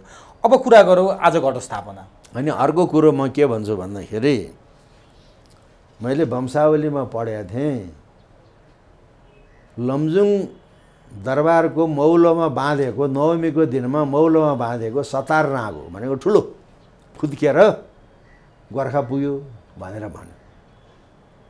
अब लमजुङबाट भागेर गोर्खा पुग्न त सम्भव छैन। मैले चाहिँ लमजुङलाई सानो, गोर्खालाई ठुलो बनाउनलाई वंशावली यो लेखेको भन्ठाने। तर मै माथि घटना घट्यो। आजभन्दा भयो होला अब 17-18 वर्ष जति डाक्टर हर्क र चन्द्रप्रसाद गुरुङहरू त्यहाँ दिवंगत भएको अलि 14-15 वर्ष कति ताप्लेजुङको घुन्सामा 14-15 वर्ष कति त्योभन्दा 1 वर्ष अगाडि घटना। मेरो बा बितिसक्नु भएको थियो, म भँडारमा पूजा गर्दै थिएँ। अब बोका ल्याउनु पऱ्यो। मेरो आमा चाहिँ तन्दुरुस्तै हुनुहुन्थ्यो त्यतिखेर, बडा खरखराउँदो। 1-2जना केटाहरू पनि थिए। अनि खोरबाट चाहिँ बोका झिकेर बाहिर हातखुट्टा धुवाएर चाहिँ भित्र पूजा कोठामा ल्याउनु पर्ने। बोका त फुत्क्यो। फुत्केर मेरो कान्छा बाजेको नातिको आँगनतिर गयो बोका। भित्र पसेन। त्यहाँबाट तानेर ल्याएपछि ओहो वंशावलीमा यस्तो लेखेको छ। अब कोडको पूजा गर्ने दायित्व त अब कान्छा घरतिर सरै क्या हो भन्ने मेरो मनमा टुसुक्क त्यस्तो आयो। यो बडा दसैँको कुरा। अनि चैते दसैँमा म काम विशेषले गाउँ जान पाइनँ। मेरो जेठो छोरो युके छ। कान्छो छोरो त कान्छै थियो बिचरा। अनि मैले जसको घरको दैलोमा त्यो बोका भा अनि त्यहाँबाट अब कोडको पूजा गर्ने दायित्व त कान्छा घरतिर सरै क्या हो भन्ने मेरो मनमा लाग्यो। अनि चैते दसैँ म जान्न पाइनँ। जेठो छोरो युकेमा, कान्छै थियो। अनि ल त्यही कान्छालाई जसको घरमा चाहिँ बडा दसैँमा बोका भागेर गयो, जसको दैलोसम्म म आउन पाइनँ, भाइ तिमीले पूजा गर है भनेर पहिलोपटक कर्ता भएर याङ्जा कोडको मन्दिरभित्र छिरेर उसले पूजा गर्यो चैतमा। अनि बडा दसैँ आयो। बडा दसैँ आएपछि त अब चन्द्रप्रसाद मेरो फुपूको छोरा। अनि हाहाकार भयो। मेरो जेठो छोरो WWFमा जागिर खान्थ्यो, यहीँ थियो। लास पाएको छैन। अनि त्यहाँबाट जेठा छोराले फोन गर्यो, ल यस्तो भयो, यस्तो मामा त यस्तो भएको रहेछ, बा तिमी आउनु पऱ्यो भन्यो। यहाँ कोर्टमा पूजा गर्ने भनेर चाहिँ बसिसकेपछि त बाहिर निस्कन हुँदैन। यस्तो बाध्यता छ बाबु, के गर्ने। जे भए पनि तिमी नआई भएन। हामी त्यहाँ त अन्यलमा छौँ, के गर्ने कसो गर्ने। कान्छालाई चाहिँ पूजाको जिम्मा दिएर तिमी आउनु पऱ्यो भन्यो। कान्छा भनेको जसको घरको दैलोमा त्यो बोका भाग्यो। चैते दसैँमा जो कोर्टभित्र पसेर चाहिँ पूजा गर्यो, लौ त भनेर उसैलाई चाहिँ मैले कोर्टको पूजा गर्ने जिम्मा, बडा दसैँको नवमीको जिम्मा दिएर म छोडेर यहाँ आएँ। मैले बिहोरेको घटना। अनि बलि पूजामा केही सत्यता छ। तपाईँ आफैले त्यो अनुभव गर्नुभयो? आफैले गरेँ। अब यो बलि प्रथा यो भयो, बलि प्रथा हिन्दू धर्मसँग जोडिएको छ काहीँ न काहीँ, र त चल्दै आएको छ। अनि चाहिँ गुरुङहरूमा एउटा चलन के छ भने मान्छे मऱ्यो, अर्गुँ गर्यो, जसको घरमा कुलदेवताको थान छ, कुलदेवता स्थापना गरेको छ, गुरुङको चलन र मैले फेसबुकमा हेरेँ त्यो पश्चिमतिर कहाँको चलन हो खै कुनै एउटै रहेछ। गुरुङकोमा चाहिँ नि कुलदेवताको पूजा गर्दाखेरि बाख्री काट्दैन, भेडा काट्छ, भेडाको भोग दिन्छ, त्यो पनि सर्वाङ्गै निकाल्ने हो। मान्छे मर्दाखेरि अर्कोमा चाहिँ नि बुढी बाख्री काट्ने, त्यसको पनि सर्वाङ्ग निकाल्ने। उतापट्टिको खस बाहुनहरूको चाहिँ छाला सर्वाङ्ग ननिकालिकन त्यो शरीरै समेत चाहिँ नि छालाले मुखले तानेर ल्याएर धामीले बाहिर फाल्दो रहेछ। त्यसरी फाल्छ। अनि फाल्दाखेरिमा मान्छे मर्दाखेरि अर्कोमा छाला ल्याएर चाहिँ हुत्याइदियो छाला। टाउको तगारातिर फर्क्यो भने मरेको मान्छे आफ्नो बाटो तताएर गयो, यो घरलाई अब शान्ति हुन्छ। किन मान्छे मरेपछि हामी पितृ भन्छौँ। बाहुनले पनि श्राद्ध गर्दाखेरि त प्रेत भन्छ नि त। सपिन्डी नजोडीसम्म त प्रेत, फलाना बडा गुरुजी मऱ्यो, श्रीपाँच मऱ्यो, उसलाई श्रीपाँच बडा, फलाना गोत्रको फलाना प्रेत भन्छ नि त। तपाईँ त मामुको क्रिया गरेर आउनुभयो। जब सपिन्डी जोडेपछि त त्यो पितृ भयो। मरेपछि त त्यो त प्रेत भयो, त्यो भूत भयो। 10 दिनपछि ढिग्रो फुटेपछि बल्ल पितृमा सपिन्डी जोडेपछि बल्ल पितृ भयो। नत्र भने 11औं दिनसम्म त प्रेत हो, फलाना प्रेत, फलाना गोत्रको फलाना। अनि त्यो प्रेत त भूत त फर्केपछि त फेरि पिर्ने भयो, विघ्न बाधा हुने भयो। अनि तगारोतिर मुख फर्कनु पऱ्यो। कुलदेवताको पूजा गर्दाखेरि पनि अब चाहिँ टाउको घरतिर फर्क्यो भने त्यो घरको दुःख दहालो त्यहीँ छ। टाउको तगारोतिर फर्क्यो भनेदेखि गयो, अनि दुःख दखालो मान्छे शान्ति हुन्छ भने मैले चाहिँ नि कुलदेवता पूजा गरेँ। अझै कुलदेवता पूजा अझै गर्नु परिन्छ। त्यसको यो कोरोनाले गर्दाखेरि समय अवधि टर्यो, 5-5 वर्षमा गर्नुपर्ने। एकपटक कुलदेवता पूजा गर्दाखेरि हाम्रो गाउँमा भेडा पाल्न छोड्यो। सिग्लेसको गोठ 10,000 मा बरुवाल भेडा, कालो एक वर्णे कालो भेडा ल्याएर चाहिँ त्यसको बलि दिएर सर्वाङ्ग निकाल्यो। मध्यराति लामाले त्यो भेडाको चाहिँ तल्लो ओठलाई आफ्नो ओठले च्यापेर घरका परिवार जति सबै त्यहाँ बस्ने, अनि त्यसको छालाले यसो सबै मनसाएर अनि ढोकाबाट बाहिर हुत्याउनु पर्यो। अनि हामी त त्यहाँ बसेका छौँ। मध्यराति गोद्राममा फाल्यो। कता फर्क्यो टाउको भने मैले सोधेँ। टाउको त आँगनको डिलतिर फर्क्यो भने आनन्द भयो नि, हो कि? त्यो छुक बिछुक हेर्ने, सकुन अपसकुन हेर्ने त्यस्तो छ भने गुरुङहरूको चलन र पश्चिमीको खसबाहुनको मस्टर त एउटै रहेछ नि त। यता छाला तान्ने, उता सर्वाङ्गै तान्ने, छाला तान्ने। यो मस्टरको बारेमा तपाईँ र मैले यसअघि यस्तै यो कुरा पनि गरेका थियौँ। त्यस्तो हो। त्यस कारणले बलिमा सत्यता छ। अब अनि कुलदेवताको पूजा गरेँ, भेडाको टाउको उता फर्क्यो। अनि पो म यहाँ नेपाल प्रज्ञा प्रतिष्ठानको उपकुलपति हुन पाएँ। मैले कुललाई पनि मानेको छु, पितृलाई पनि मानेको छु, देवी देउराले आएर भएर नागनागिनीले पनि मानेको छु, गुरुङको परम्पराको दसैँ पनि मानेको छु, हिन्दू विधिको परम्परा पनि मैले मानेको छु। त्यस कारणले चाहिँ नि दसैँ यो शक्ति उपासना हो।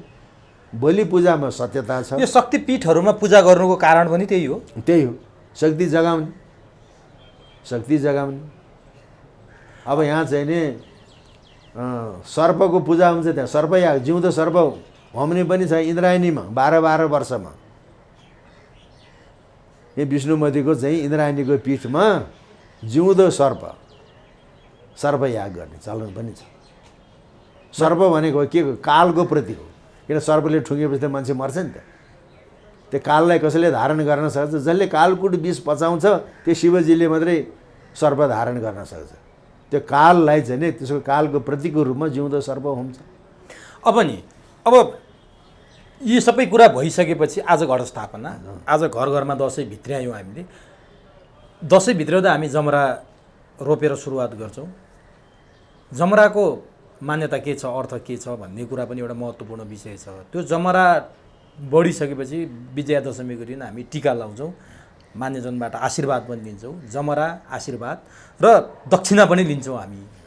यी तिनवटा कुराको चाहिँ महत्त्व के छ? अब जमरा कहिले राख्ने भन्नेमा पनि आफ्नो आफ्नो परम्परा छ। जस्तो गुरुङ मगरहरूको कोडको बलि पूजाको जमरा घटस्थापनाको दिनमा राख्दैन, औँसीको चाहिँ नि साँझमा राख्छ। किनभने औँसीको दिनमा त जुन त हुँदैन, घाम आस्ताइसकेको हुन्छ, घाम पनि हुँदैन, घाम पनि नभएको जुन पनि नभएको साँझमा जमरा राख्छ। त्यो कोडको बलि पूजाको ठाउँ ठाउँमा चाहिँ एउटा टोपरी एउटा बोथामा राख्दो रहेछ। तर हाम्रो घरमा अब चाहिँ 9वटा बोथामा राख्ने चलन छ। हिजो बेलुका हामीले राख्यौँ, मैले राख्यौँ। नवमीको दिनमा अब त्यो चाहिँ 9वटा बोथा कोटमा लाने। त्यसपछि जमरा राखिसकेपछि त्यहाँ चाहिँ नि नगरचियाहरूले सेवा लाउने। सेवा लानेपछि भनेपछि चाहिँ नि नगरा लाउने र धेरै बिस्तारै हराउँदै गएको छ। त्यो बिस्तारै हरायो। अनि घटस्थापनाको चाहिँ दिनमा ठाउँ ठाउँमा चाहिँ नि पञ्चाङ्ग निर्णायक समितिले दिएको साइतमा घटस्थापना गर्ने जमरा राख्ने। तर कुनै कुनैको के छ भन्दाखेरि द्वितीयाको साँझ, द्वितीयाको चाहिँ जुन हेरेर अनि द्वितीयाको चाहिँ साँझमा जमरा राख्ने पनि चलन छ। 3 थरी परम्परा छ। यो जमरा भनेको के हो भन्दाखेरि यो कृषिको त्यो परीक्षण, सोइल टेस्ट गरेको जस्तो सोइल टेस्ट हो। यो परीक्षण हो। मकैको पनि राखिन्छ, जौँको पनि राखिन्छ। वास्तवमा चाहिँ मकैको होइन, अहिले त पञ्चधान्य नवधान्य भनेर के को पनि राख्दो रहेछ, धानको पनि राख्ने। तर चाहिँ नि जमरा भनेको जौको, यब अङ्कुरा, यब भनेको जौ, त्यसको अङ्कुरा, यब अङ्कुरा भन्दा भन्दै जमरा भएको छ। यब भनेको जौको अङ्कुर, अङ्कुरको अङ्कुरा जमरा। त्यो त औषधि रहेछ। ब्लड प्रेसरलाई निको बनाउने, क्यान्सरै निको बनाउने अब सुगर निको बनाउने। र अहिले दसैँ नमान्नेहरू पनि अब चाहिँ आफ्नो लागि जमरा उमारेर अघिपछि पनि दसैँमा बरु जमरा नराख्ने, फाल्टु समयमा चाहिँ जमरा राखेर जमराको रस खाने, बाटोघाटो स्वयम्भूतिर पनि अब चाहिँ जमराको जुस खाने, त्यस्तो चलन चल्यो। त्यो औषधि हो। त्यसपछि अक्षत तिम्रो नाश नहोस् है कहिले पनि, तिम्रो क्षत नहोस्, अक्षताको टिका लगाइदिएछ। अनि जमरा त औषधि हो। हाम्रो औषधि त अहिले कानमा टाँस्यौँ, आखिरमा त्यसले त चाहिँ सुगर निको बनाउने, ब्लड प्रेसर निको बनाउने, कानमा राखेर आशीर्वाद दिएको छ। वैज्ञानिक महत्त्व यो छ यसको, दिएको छ। अब दक्षिणा भनेको त ठुलाले सानालाई दिने हो, तर ठुलाले सानालाई होइन, बाहुनहरूमा सानाले ठुलालाई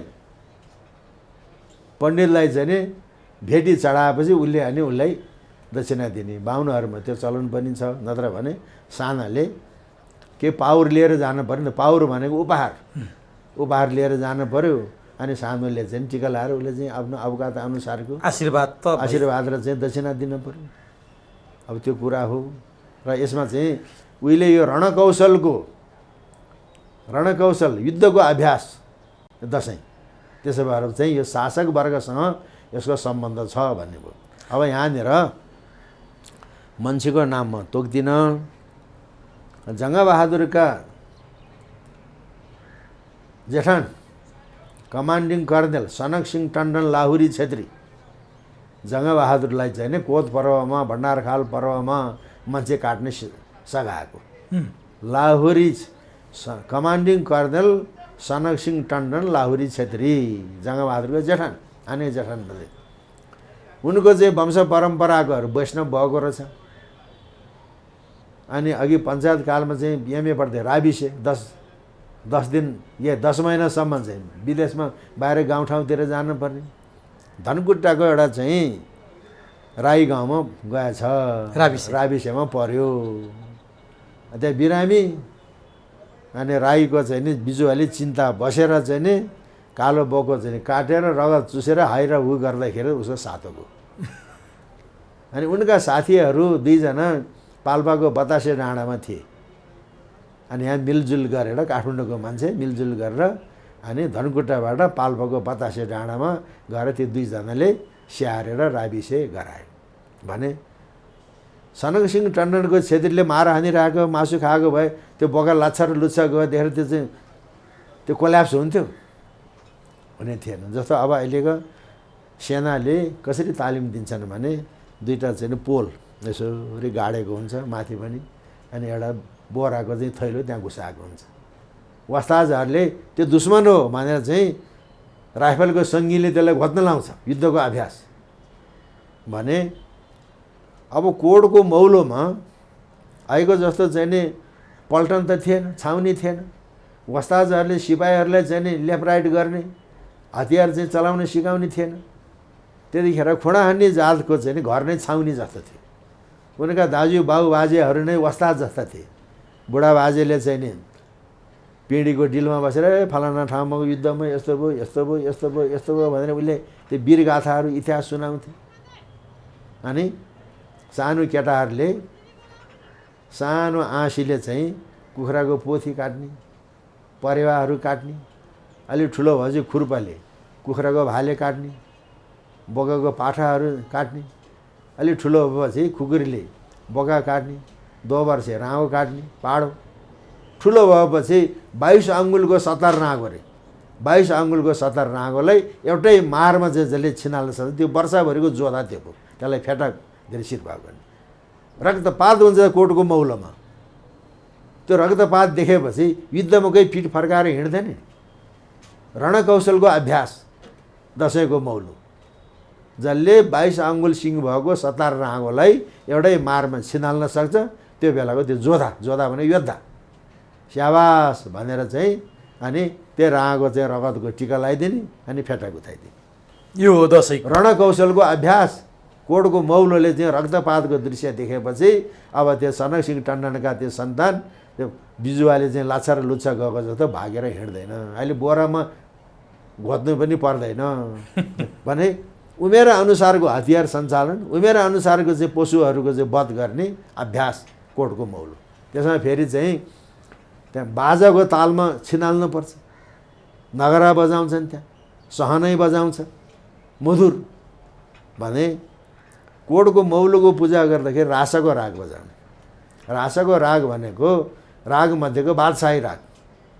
अघि सामन्ती शासनकालमा उपाध्याय बाहुनको विवाह व्रतबन्धमा पनि रासको राग बजाउन नपाउने, ठकुरी बाबुसाहेबहरूको विवाह व्रतबन्धमा मात्रै रासको राग बजाउन पाउने। कि दसैँमा चाहिँ कोटको मौलो पूजा गर्दाखेरि रासको राग बजाउँछ, किनभने राजकीय सम्मानको साथ त्यहाँ पूजा भएको छ।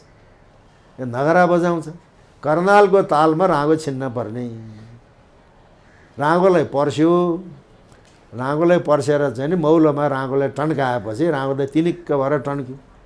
जुन कर्ता हो राँगो काट्ने मान्छेले सिन्दुरको टिका लगाइदियो अनि उसलाई खुँडा थमायो। अनि उसले चाहिँ नि यसरी गरेर यहाँनिर म हान्छु भनेर त्यो राँगोको गर्दनमा खुँडा राख्न पर्यो। अनि खुँडा माथि उचाल्ने, आँखाले त्यो निशानामा हेर्ने, कानले कर्नाल फुकेको चाहिँ सुन्ने। कर्नाल कसरी बजाउँछ त? थम्के रे थम थम, थम्के रे थम थम, थम्के रे थम थम, थम्के रे थम थम, थम्के रे थम थम भन्दै छ्याट्ट काट्नुपर्छ। तालमा काट्नु पर्यो। थम्के रे थम थम भन्दै छ्याप्प गर्नु पर्यो। अनि काट्दाखेरि कुनै मखण्डीले छ्याप मात्रै काट्छ, त्यो छालाहरूको त्यान्द्रो भएन भने मार छिनेन भने। अनि सिकाउनुपर्छ, छ्याट्ट काटे यसरी तान है भन्नुपर्छ। तानेपछि त र केही चाहिँ छाला भयो भने तानिहाल्छ नि त, त्यो छाला नकाट्नु पर्छ। त्यही छ्याप्प मात्रै हान्ने हो नि, छ्याप्प हानेर स्वात्त तानेपछि छाला काटिन्छ। राँगो छिनेपछि अनि त्यही माथि अक्षता सर्यो, अनि नगारा लाउँछ, बुडुबुडु बुडुबुडु बुडुबुडु नगारा लगायो। बिचरा उसको पनि चाहिँ अब सलाम गर्नु पऱ्यो। अनि कर्नाललाई पनि भ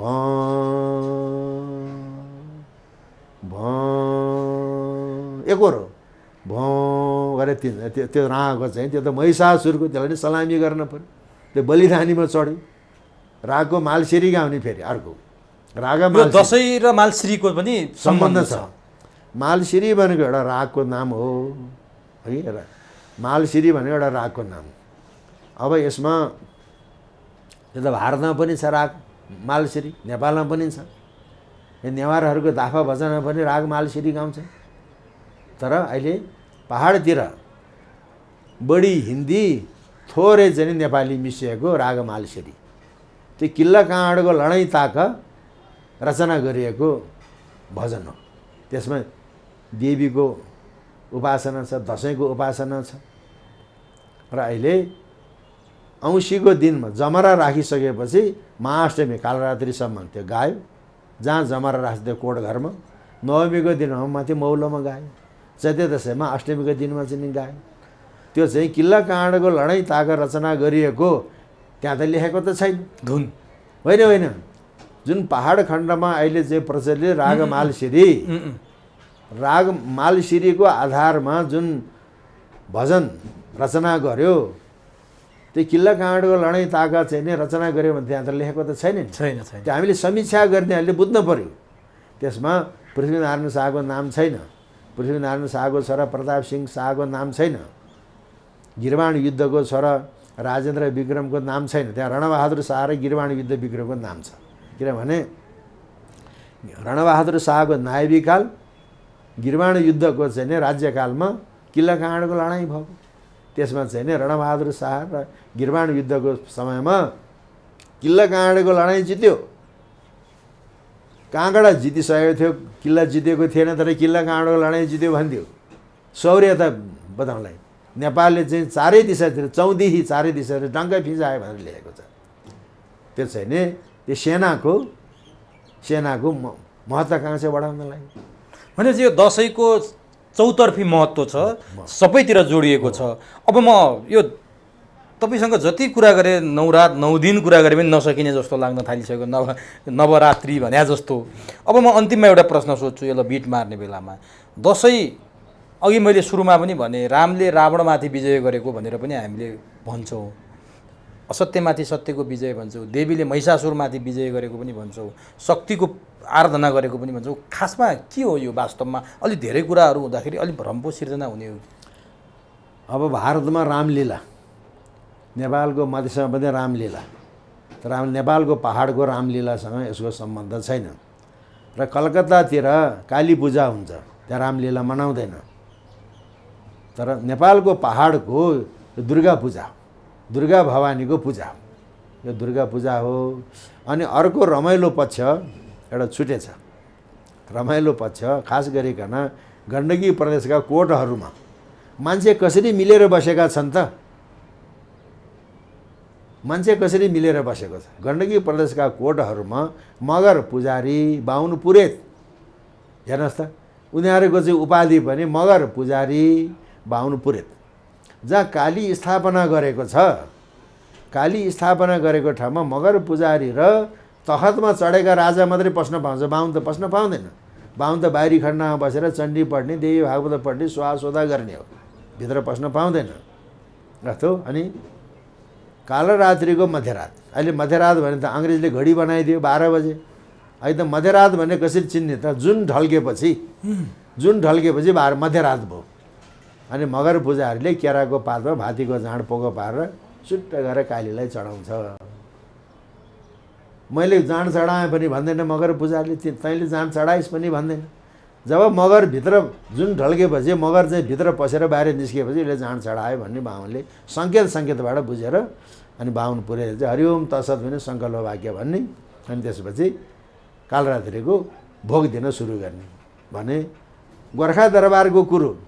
8 टिकाका राजाहरू त सबै शाह थिए, सेन थिए भने हिन्दू धर्मावलम्बी आर्य संस्कृतिका अनुयायी तागाधारी ठगुरीको कोटमा मगरले जाँड चढाउने हो? त्यो तागाधारी र मतवालीको भेद छ त? कस्तो मिलेर बसे? मगर पुजारी, बाहुन पुरेत, कहाँबाट आयो त्यो जाँड संस्कृति? चण्डी संस्कृति हो। जस्तो चण्डी संस्कृतिमा दुर्गा सप्तशतीको मध्यम चरित्रमा के छ भन्दाखेरि देवासुर सङ्ग्राम भयो, देवता र असुरहरूको। देवताहरू हारेपछि सबै देवताहरूको शरीरबाट तेजपुञ्ज उत्पन्न भयो। सर्वदेवतानाम तेजो राशि समुद्भव। 18वटा हात भएकी एउटा देवी प्रकट भइन्। अनि एउटा देवताले एउटा हतियार दियो। अनि असुरसँग युद्ध भएको छ। असुर चाहिँ बलवान थियो। लड्दा त्यो असुरले त एउटा चाहिँ भैँसीको रूप लियो। कहिले आकाश पुग्छ, कहिले पाताल पुग्छ, हैरान बनाइदियो देवीलाई। अनि रिल्याक्सको लागि चाहिँ नरकपाल पात्रमा उसले मधु पिउन थाल्यो। मधु भनेको त त्यो मह पनि हुन्छ, तर त्यो मह होइन, त्यो मध्य हो। अनि पिउन लाग्दाखेरि असुरहरू गर्जे, अब यो केटी थाकिन्, अब यसलाई हामीले मार्न सक्छौँ भनेर गललल हाँसे गर्जे। अनि मधु पिएर, नरकपाल पात्रमा मधु पिएर रातो आँखा भएका, लाल गाला भएका, बोली लडखडाएका, जाँड लगाएपछि बोली लडखडाउँछ नि त। रातो आँखा भएका, लाल गाला भएका, बोली लडखडाएका भगवती के भन्छ भने गर्ज क्षण मुडा मधु यावत पिवामे हम माया तोय हते त्रैव गर्जी सन्त्यासी देवता।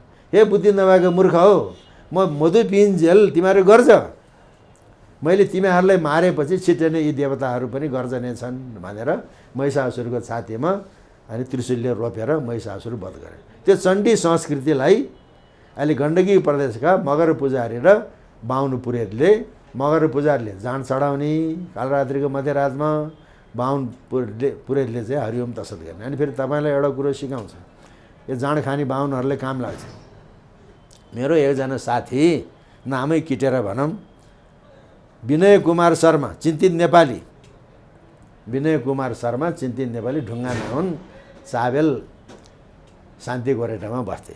नापीको सुब्बा बिहान भागवत पाठ गर्छ, गीता पाठ गर्छ, चण्डी पाठ गर्छ, भात खाए अफिस जान्छ।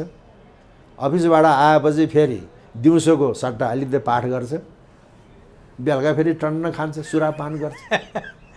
अनि मैले गुरु तपाईँ चाहिँ नि त्रिकालमा भागवत वाचन गर्नुहुन्छ, यो राम कटेरोमा तपाईँहरू मासु खानुहोस्, चुरोट खानुहोस्, यो रसादीको यहाँ प्रवेश गर्न हुँदैन भनेर ए गुरुङ तपाईँलाई के थाहा छ, रक्सी पचाउन सक्ने मन्त्र छ मसँग भन्। रक्सी पचाउन सक्ने मन्त्र छ के छ त गुरु? रक्सी पचाउन सक्ने मन्त्र। रक्सीको गिलास हातमा लियो, मनमा गर्ज गर्ज क्षण मुड मधु यावत पियामे मया तय हते त्रेव गर्जी सन्तासी देवता भने सुत्त खाएपछि रक्सी लाग्दैन। जडा बाहुनहरू कस्तो बुद्धि होइन।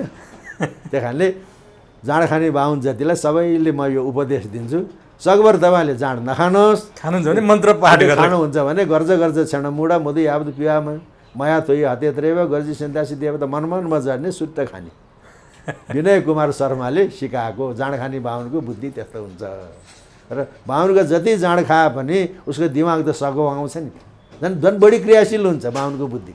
झन् जाँड खानतिर आकर्षित हुने तरिकाले भनिदिनु भयो त आज तपाईँ। त्यो त अब उपकारको लागि भन्न पऱ्यो नि, किनभने चण्डी संस्कृति हो यो। देवी हो। अब म अन्तिममा तपाईँलाई के सोध्छु भने, तपाईँ आफू पनि जनजातिको मान्छे, यो बाहुन छेत्री भन्दा पनि बढी तपाईँलाई संस्कृतिको बारेमा, धर्म संस्कृतिको बारेमा मन्त्र तपाईँले भन्दा मलाई आफै लज्जाबोध भइरहेको छ। यहाँ हामीलाई केही पनि थाहा छैन, यति बुझिसकेको मान्छे। अब अलिकति हुन त एजेन्ट बाहुनै हो भनेर तपाईँले भनिसक्नुभयो, क्रिस्चियनिटी फैलाउने। अन्तिममा जो जनजातिहरू दसैँको विरोध गर्नुहुन्छ, यो बाहुनको मात्रै हो भनेर आरोप लाउनुहुन्छ, तपाईँले भन्दाखेरि अलि परिपक्व होला, अलि महत्त्व लिएला त्यस्ता विचार राख्ने जनजाति, आदिवासी अथवा तपाईँ जस्तै समूहका दाजुभाइ दिदीबहिनीलाई यो कार्यक्रम मार्फत के भन्न चाहनुहुन्छ? मैले अघि नै भने यो चाहिँ शक्तिको उपासना हो। शक्ति उपासना भनेको प्रकृतिको उपासना हो। त्यो भनेको आदिवासी जनजाति, प्रकृतिसँग चाहिँ आदिवासी जनजातिको चाहिँ नजिकको सम्बन्ध छ। अघि कुनै समयमा यो चाहिँ रणकौशल युद्धको चाहिँ अभ्यासको रूपमा पनि थियो, शासकीय सत्ताको रूपमा पनि थियो, तर अहिले सामाजिक सद्भावको रूपमा आएको छ। सामाजिक सद्भाव। अब अर्को कुरो छुट्यो यहाँनिर। अब हामी दमै नगरा लगाउने भन्छौँ। पोखरामा जुन टोलमा मेरो घर छ, पोखराको भैरव टोल, विन्ध्यवासिनी जाने बाटोमा, भैरव टोलबाट नदीपुर जाने बाटोमा एउटा दमै टोल छ। अहिले पोखरामा एउटा टोलको नाम हरायो, त्यो लामा चौतारा। अहिले लामा चौतारा भनेर मान्छेले चिन्दैन, अहिले भैरव टोल भन्न थाल्यो। लामा चौतारा एउटा दमै गाउँ छ। गाउँ होइन, त्यहाँको दमैलाई त तालुकी दिएर राखेको रहेछ। दमैलाई जिमु लालु दमै जुत्ता जिम्माको भन्ने कागजपत्र अहिले भर्खरै पाइन्छ। जिमु भनेको जिम्मुवाल मुखिया, लालु दमै जुत्ता जिम्माको कागज। अहिले त पोखरा त गुरुङ गाउँ भएको छ। उहिले त त्यहाँ त बाहुन क्षेत्र नेवारको मात्रै बस्ती थियो। र जिमु लालु दमै जुत्ता जिम्माको जग्गामा घरधुरी खडा गरेर बसेका, अथवा घरधुरी खडा नगरे पनि उसको जुत्ता जिम्मामा जग्गा भएका बाहुन क्षेत्रीले मुखिया साहब भनेर बडा दसैँको टिकाको दिनमा केरा र दही लिएर जानुपर्ने। नेवार जातिले मसिपो भने मसलाको लिएर जानु। दमैले टिका लगाइदिने थिएन, मुखिया मान्न जानु पऱ्यो नि त। बाहुनले, क्षेत्रीले, नेवारले अब लालु दमैलाई चाहिँ नि मुखिया मान्न जानु पर्यो। कस्तो किसिमको चाहिँ सामाजिक सद्भाव त जोडिएर चाहिँ तालुदार जिमल मुख्याल भनेको चाहिँ बाहुन छेत्री ठकुरी गुरुङ मगर राई लिम्बू मात्रै छ र दमै छ। पोखराको लालु दमै जुत्ता जिम्माको। अनि पोखरामा चाहिँ नि मुसलमानको बस्ती छ। नेपालका पहाडका मुसलमानहरू ती आततायी होइनन्, ती आततायी होइनन्। अहिलेका 2200-2400 राजाहरूले आफ्ना रानी रनिवा छोरी बेटीको चाहिँ अब सौभाग्यको प्रसादनहरू आपूर्तिको लागि ल्याएर जग्गा दिएको, तालुकी दिएर राखेको। पोखराको कुणाहरूमा मुसलमानको बस्तीमा 3 तालुक रहेछ, 3वटा तालुकदार रहेछन्। तपाईँले चाहिँ अली मियाँको नाम सुन्नुहुन्छ, लोकगायकै हुनुहुन्छ। अली मियाँको बाबु दिन मोहम्मद मियाँ एक तालुक मध्येको एउटा तालुकदार रहेछ। त्यहाँको रहिमत अली मुखिया भनेर बुढो कुकुरलाई त मैले पनि देखेको थिएँ 18-19 सालतिर। रहिमत अली मुखिया। दसैँ भनेको त हिन्दूको चाड हो नि त, नेपालीको चाड हो नि, मुसलमानको चाड हो र। मुसलमान तालुकदार मुखियाको जुत्तामा जग्गा जमिन भएका, उनको जुत्तामा चाहिँ घर जग्गा भएकाले बाहुन क्षेत्रीले केरा र दही, नेवारहरूले मसिपो मानेर मुसलमानलाई मुखिया मान्न जाने। मुसलमानले टिका लगाइदिने थिएन। मुखिया साहब भने कस्तो सद्भावको पर्व हो यो, यसलाई थिचेको छ, यसलाई थिचेको छ भन्ने होइन, सद्भावको पर्व हो। र अहिले हामी चाहिँ नि क्रिस्चियनको हामी सबै, तपाईँले चाहिँ डाइरेक्ट रूपमा खानुहुन्न होला, मैले डाइरेक्ट रूपमा खाएको छैन, तर क्रिस्चियनको नुन हाम्रो नसामा छ। किन राज्यै चाहिँ नि अब युरोपियन युनियनको पैसाले चलेको छ। हामी तलब खान्छौँ, पेन्सन खान्छौँ। 5 पाण्डव जुवामा हार्यो, 3 दिनकी रजवती द्रौपदीलाई ल्यायो, दुशासनले साडी तानेको छ, यो 5वटा लोग्नेको स्वानीय वेश्यालाई निर्वस्त्र बनाउने भनेर त्यहाँ भीष्म पितामह बाउको इच्छा पुरा गर्नलाई म बिहा गर्दिनँ भने भीष्म प्रतिज्ञा गर्यो है। भीष्म पितामह गुरु द्रोणाचार्य, कृपाचार्य, विदुर जस्ता ज्ञानी कौरवको नुन खाएको छ, यसो गर्न हुँदैन कसैले भन्दैन, निहुरी मुन्टो लाएर बसेको छ। अरे भगवान् कृष्णले वरदान दिनुभयो, दुशासनले सारी जति खिचे पनि नसक्ने भयो। हामी अहिले चाहिँ गुरु द्रोणाचार्य, कृपाचार्य, भीष्म पितामह, विदुर जस्ता भएका छौँ। नुन खाएका छौँ। उनीहरूको प्रत्यक्ष हामीले खाएको छैन, तर युरोपियन युनियन र चाहिँ अमेरिकाको चाहिँ सहयोगबाट देश चलेको छ। हामी तलब खान्छौँ, पेन्सन खान्छौँ, त्यसैको चाहिँ नुन छ, त्यो खाने हामी निरीह भएका छौँ। र एक्ला बृहस्पति झुट्टा, तर 6 बेला लाग्छ घाम, आत्तिन हुँदैन, मात्तिन पनि हुँदैन। पहाडतिर 6 बेला घाम लाग्छ, घाम आस्दै सकेको छैन, अझै समय छ। 6 बेला लाग्छ घाम। त्यस कारणले हामी संयमित हुनु पऱ्यो, आत्तिन पनि हुँदैन, मात्तिन पनि हुँदैन। र चाहिँ 2078को बडा दसैँले अब चाहिँ नि हामी सबैको चाहिँ कल्याण गरून्। केवल नेपाली मात्रै नभइकन अहिले विश्वमा जुन कोरोना मचिएको छ, दुर्गा भगवतीले विशासय भोग ग्रहण गरेपछि यो कोरोनाको महामारी पनि चाहिँ शान्त गराओस् भन्ने कामना गर्दछु। ल सबैको जय होस्। हस्, यो व्यस्त समयका बावजुद पनि तपाईँले जसरी दसैँको, हिन्दू संस्कृतिको, नेपालको संस्कृतिको, रीतिथितिको बारेमा आम दर्शकलाई जानकारी गराइदिनु भयो। अझ यो बडा दसैँ हिन्दूहरूको, नेपालीहरूको सबैभन्दा ठुलो महान पर्व बडा दसैँको बारेमा जानकारी गराइदिनु भयो। आजबाट मैले पनि विजया दशमी र दीपावली भन्ने सकेसम्म प्रयोग नगर्ने प्रण गरेँ, किनभने यो हाम्रो शब्द होइन रहेछ। तपाईँबाट त्यो पनि जानकारी पाएँ। सबैको जय होस्।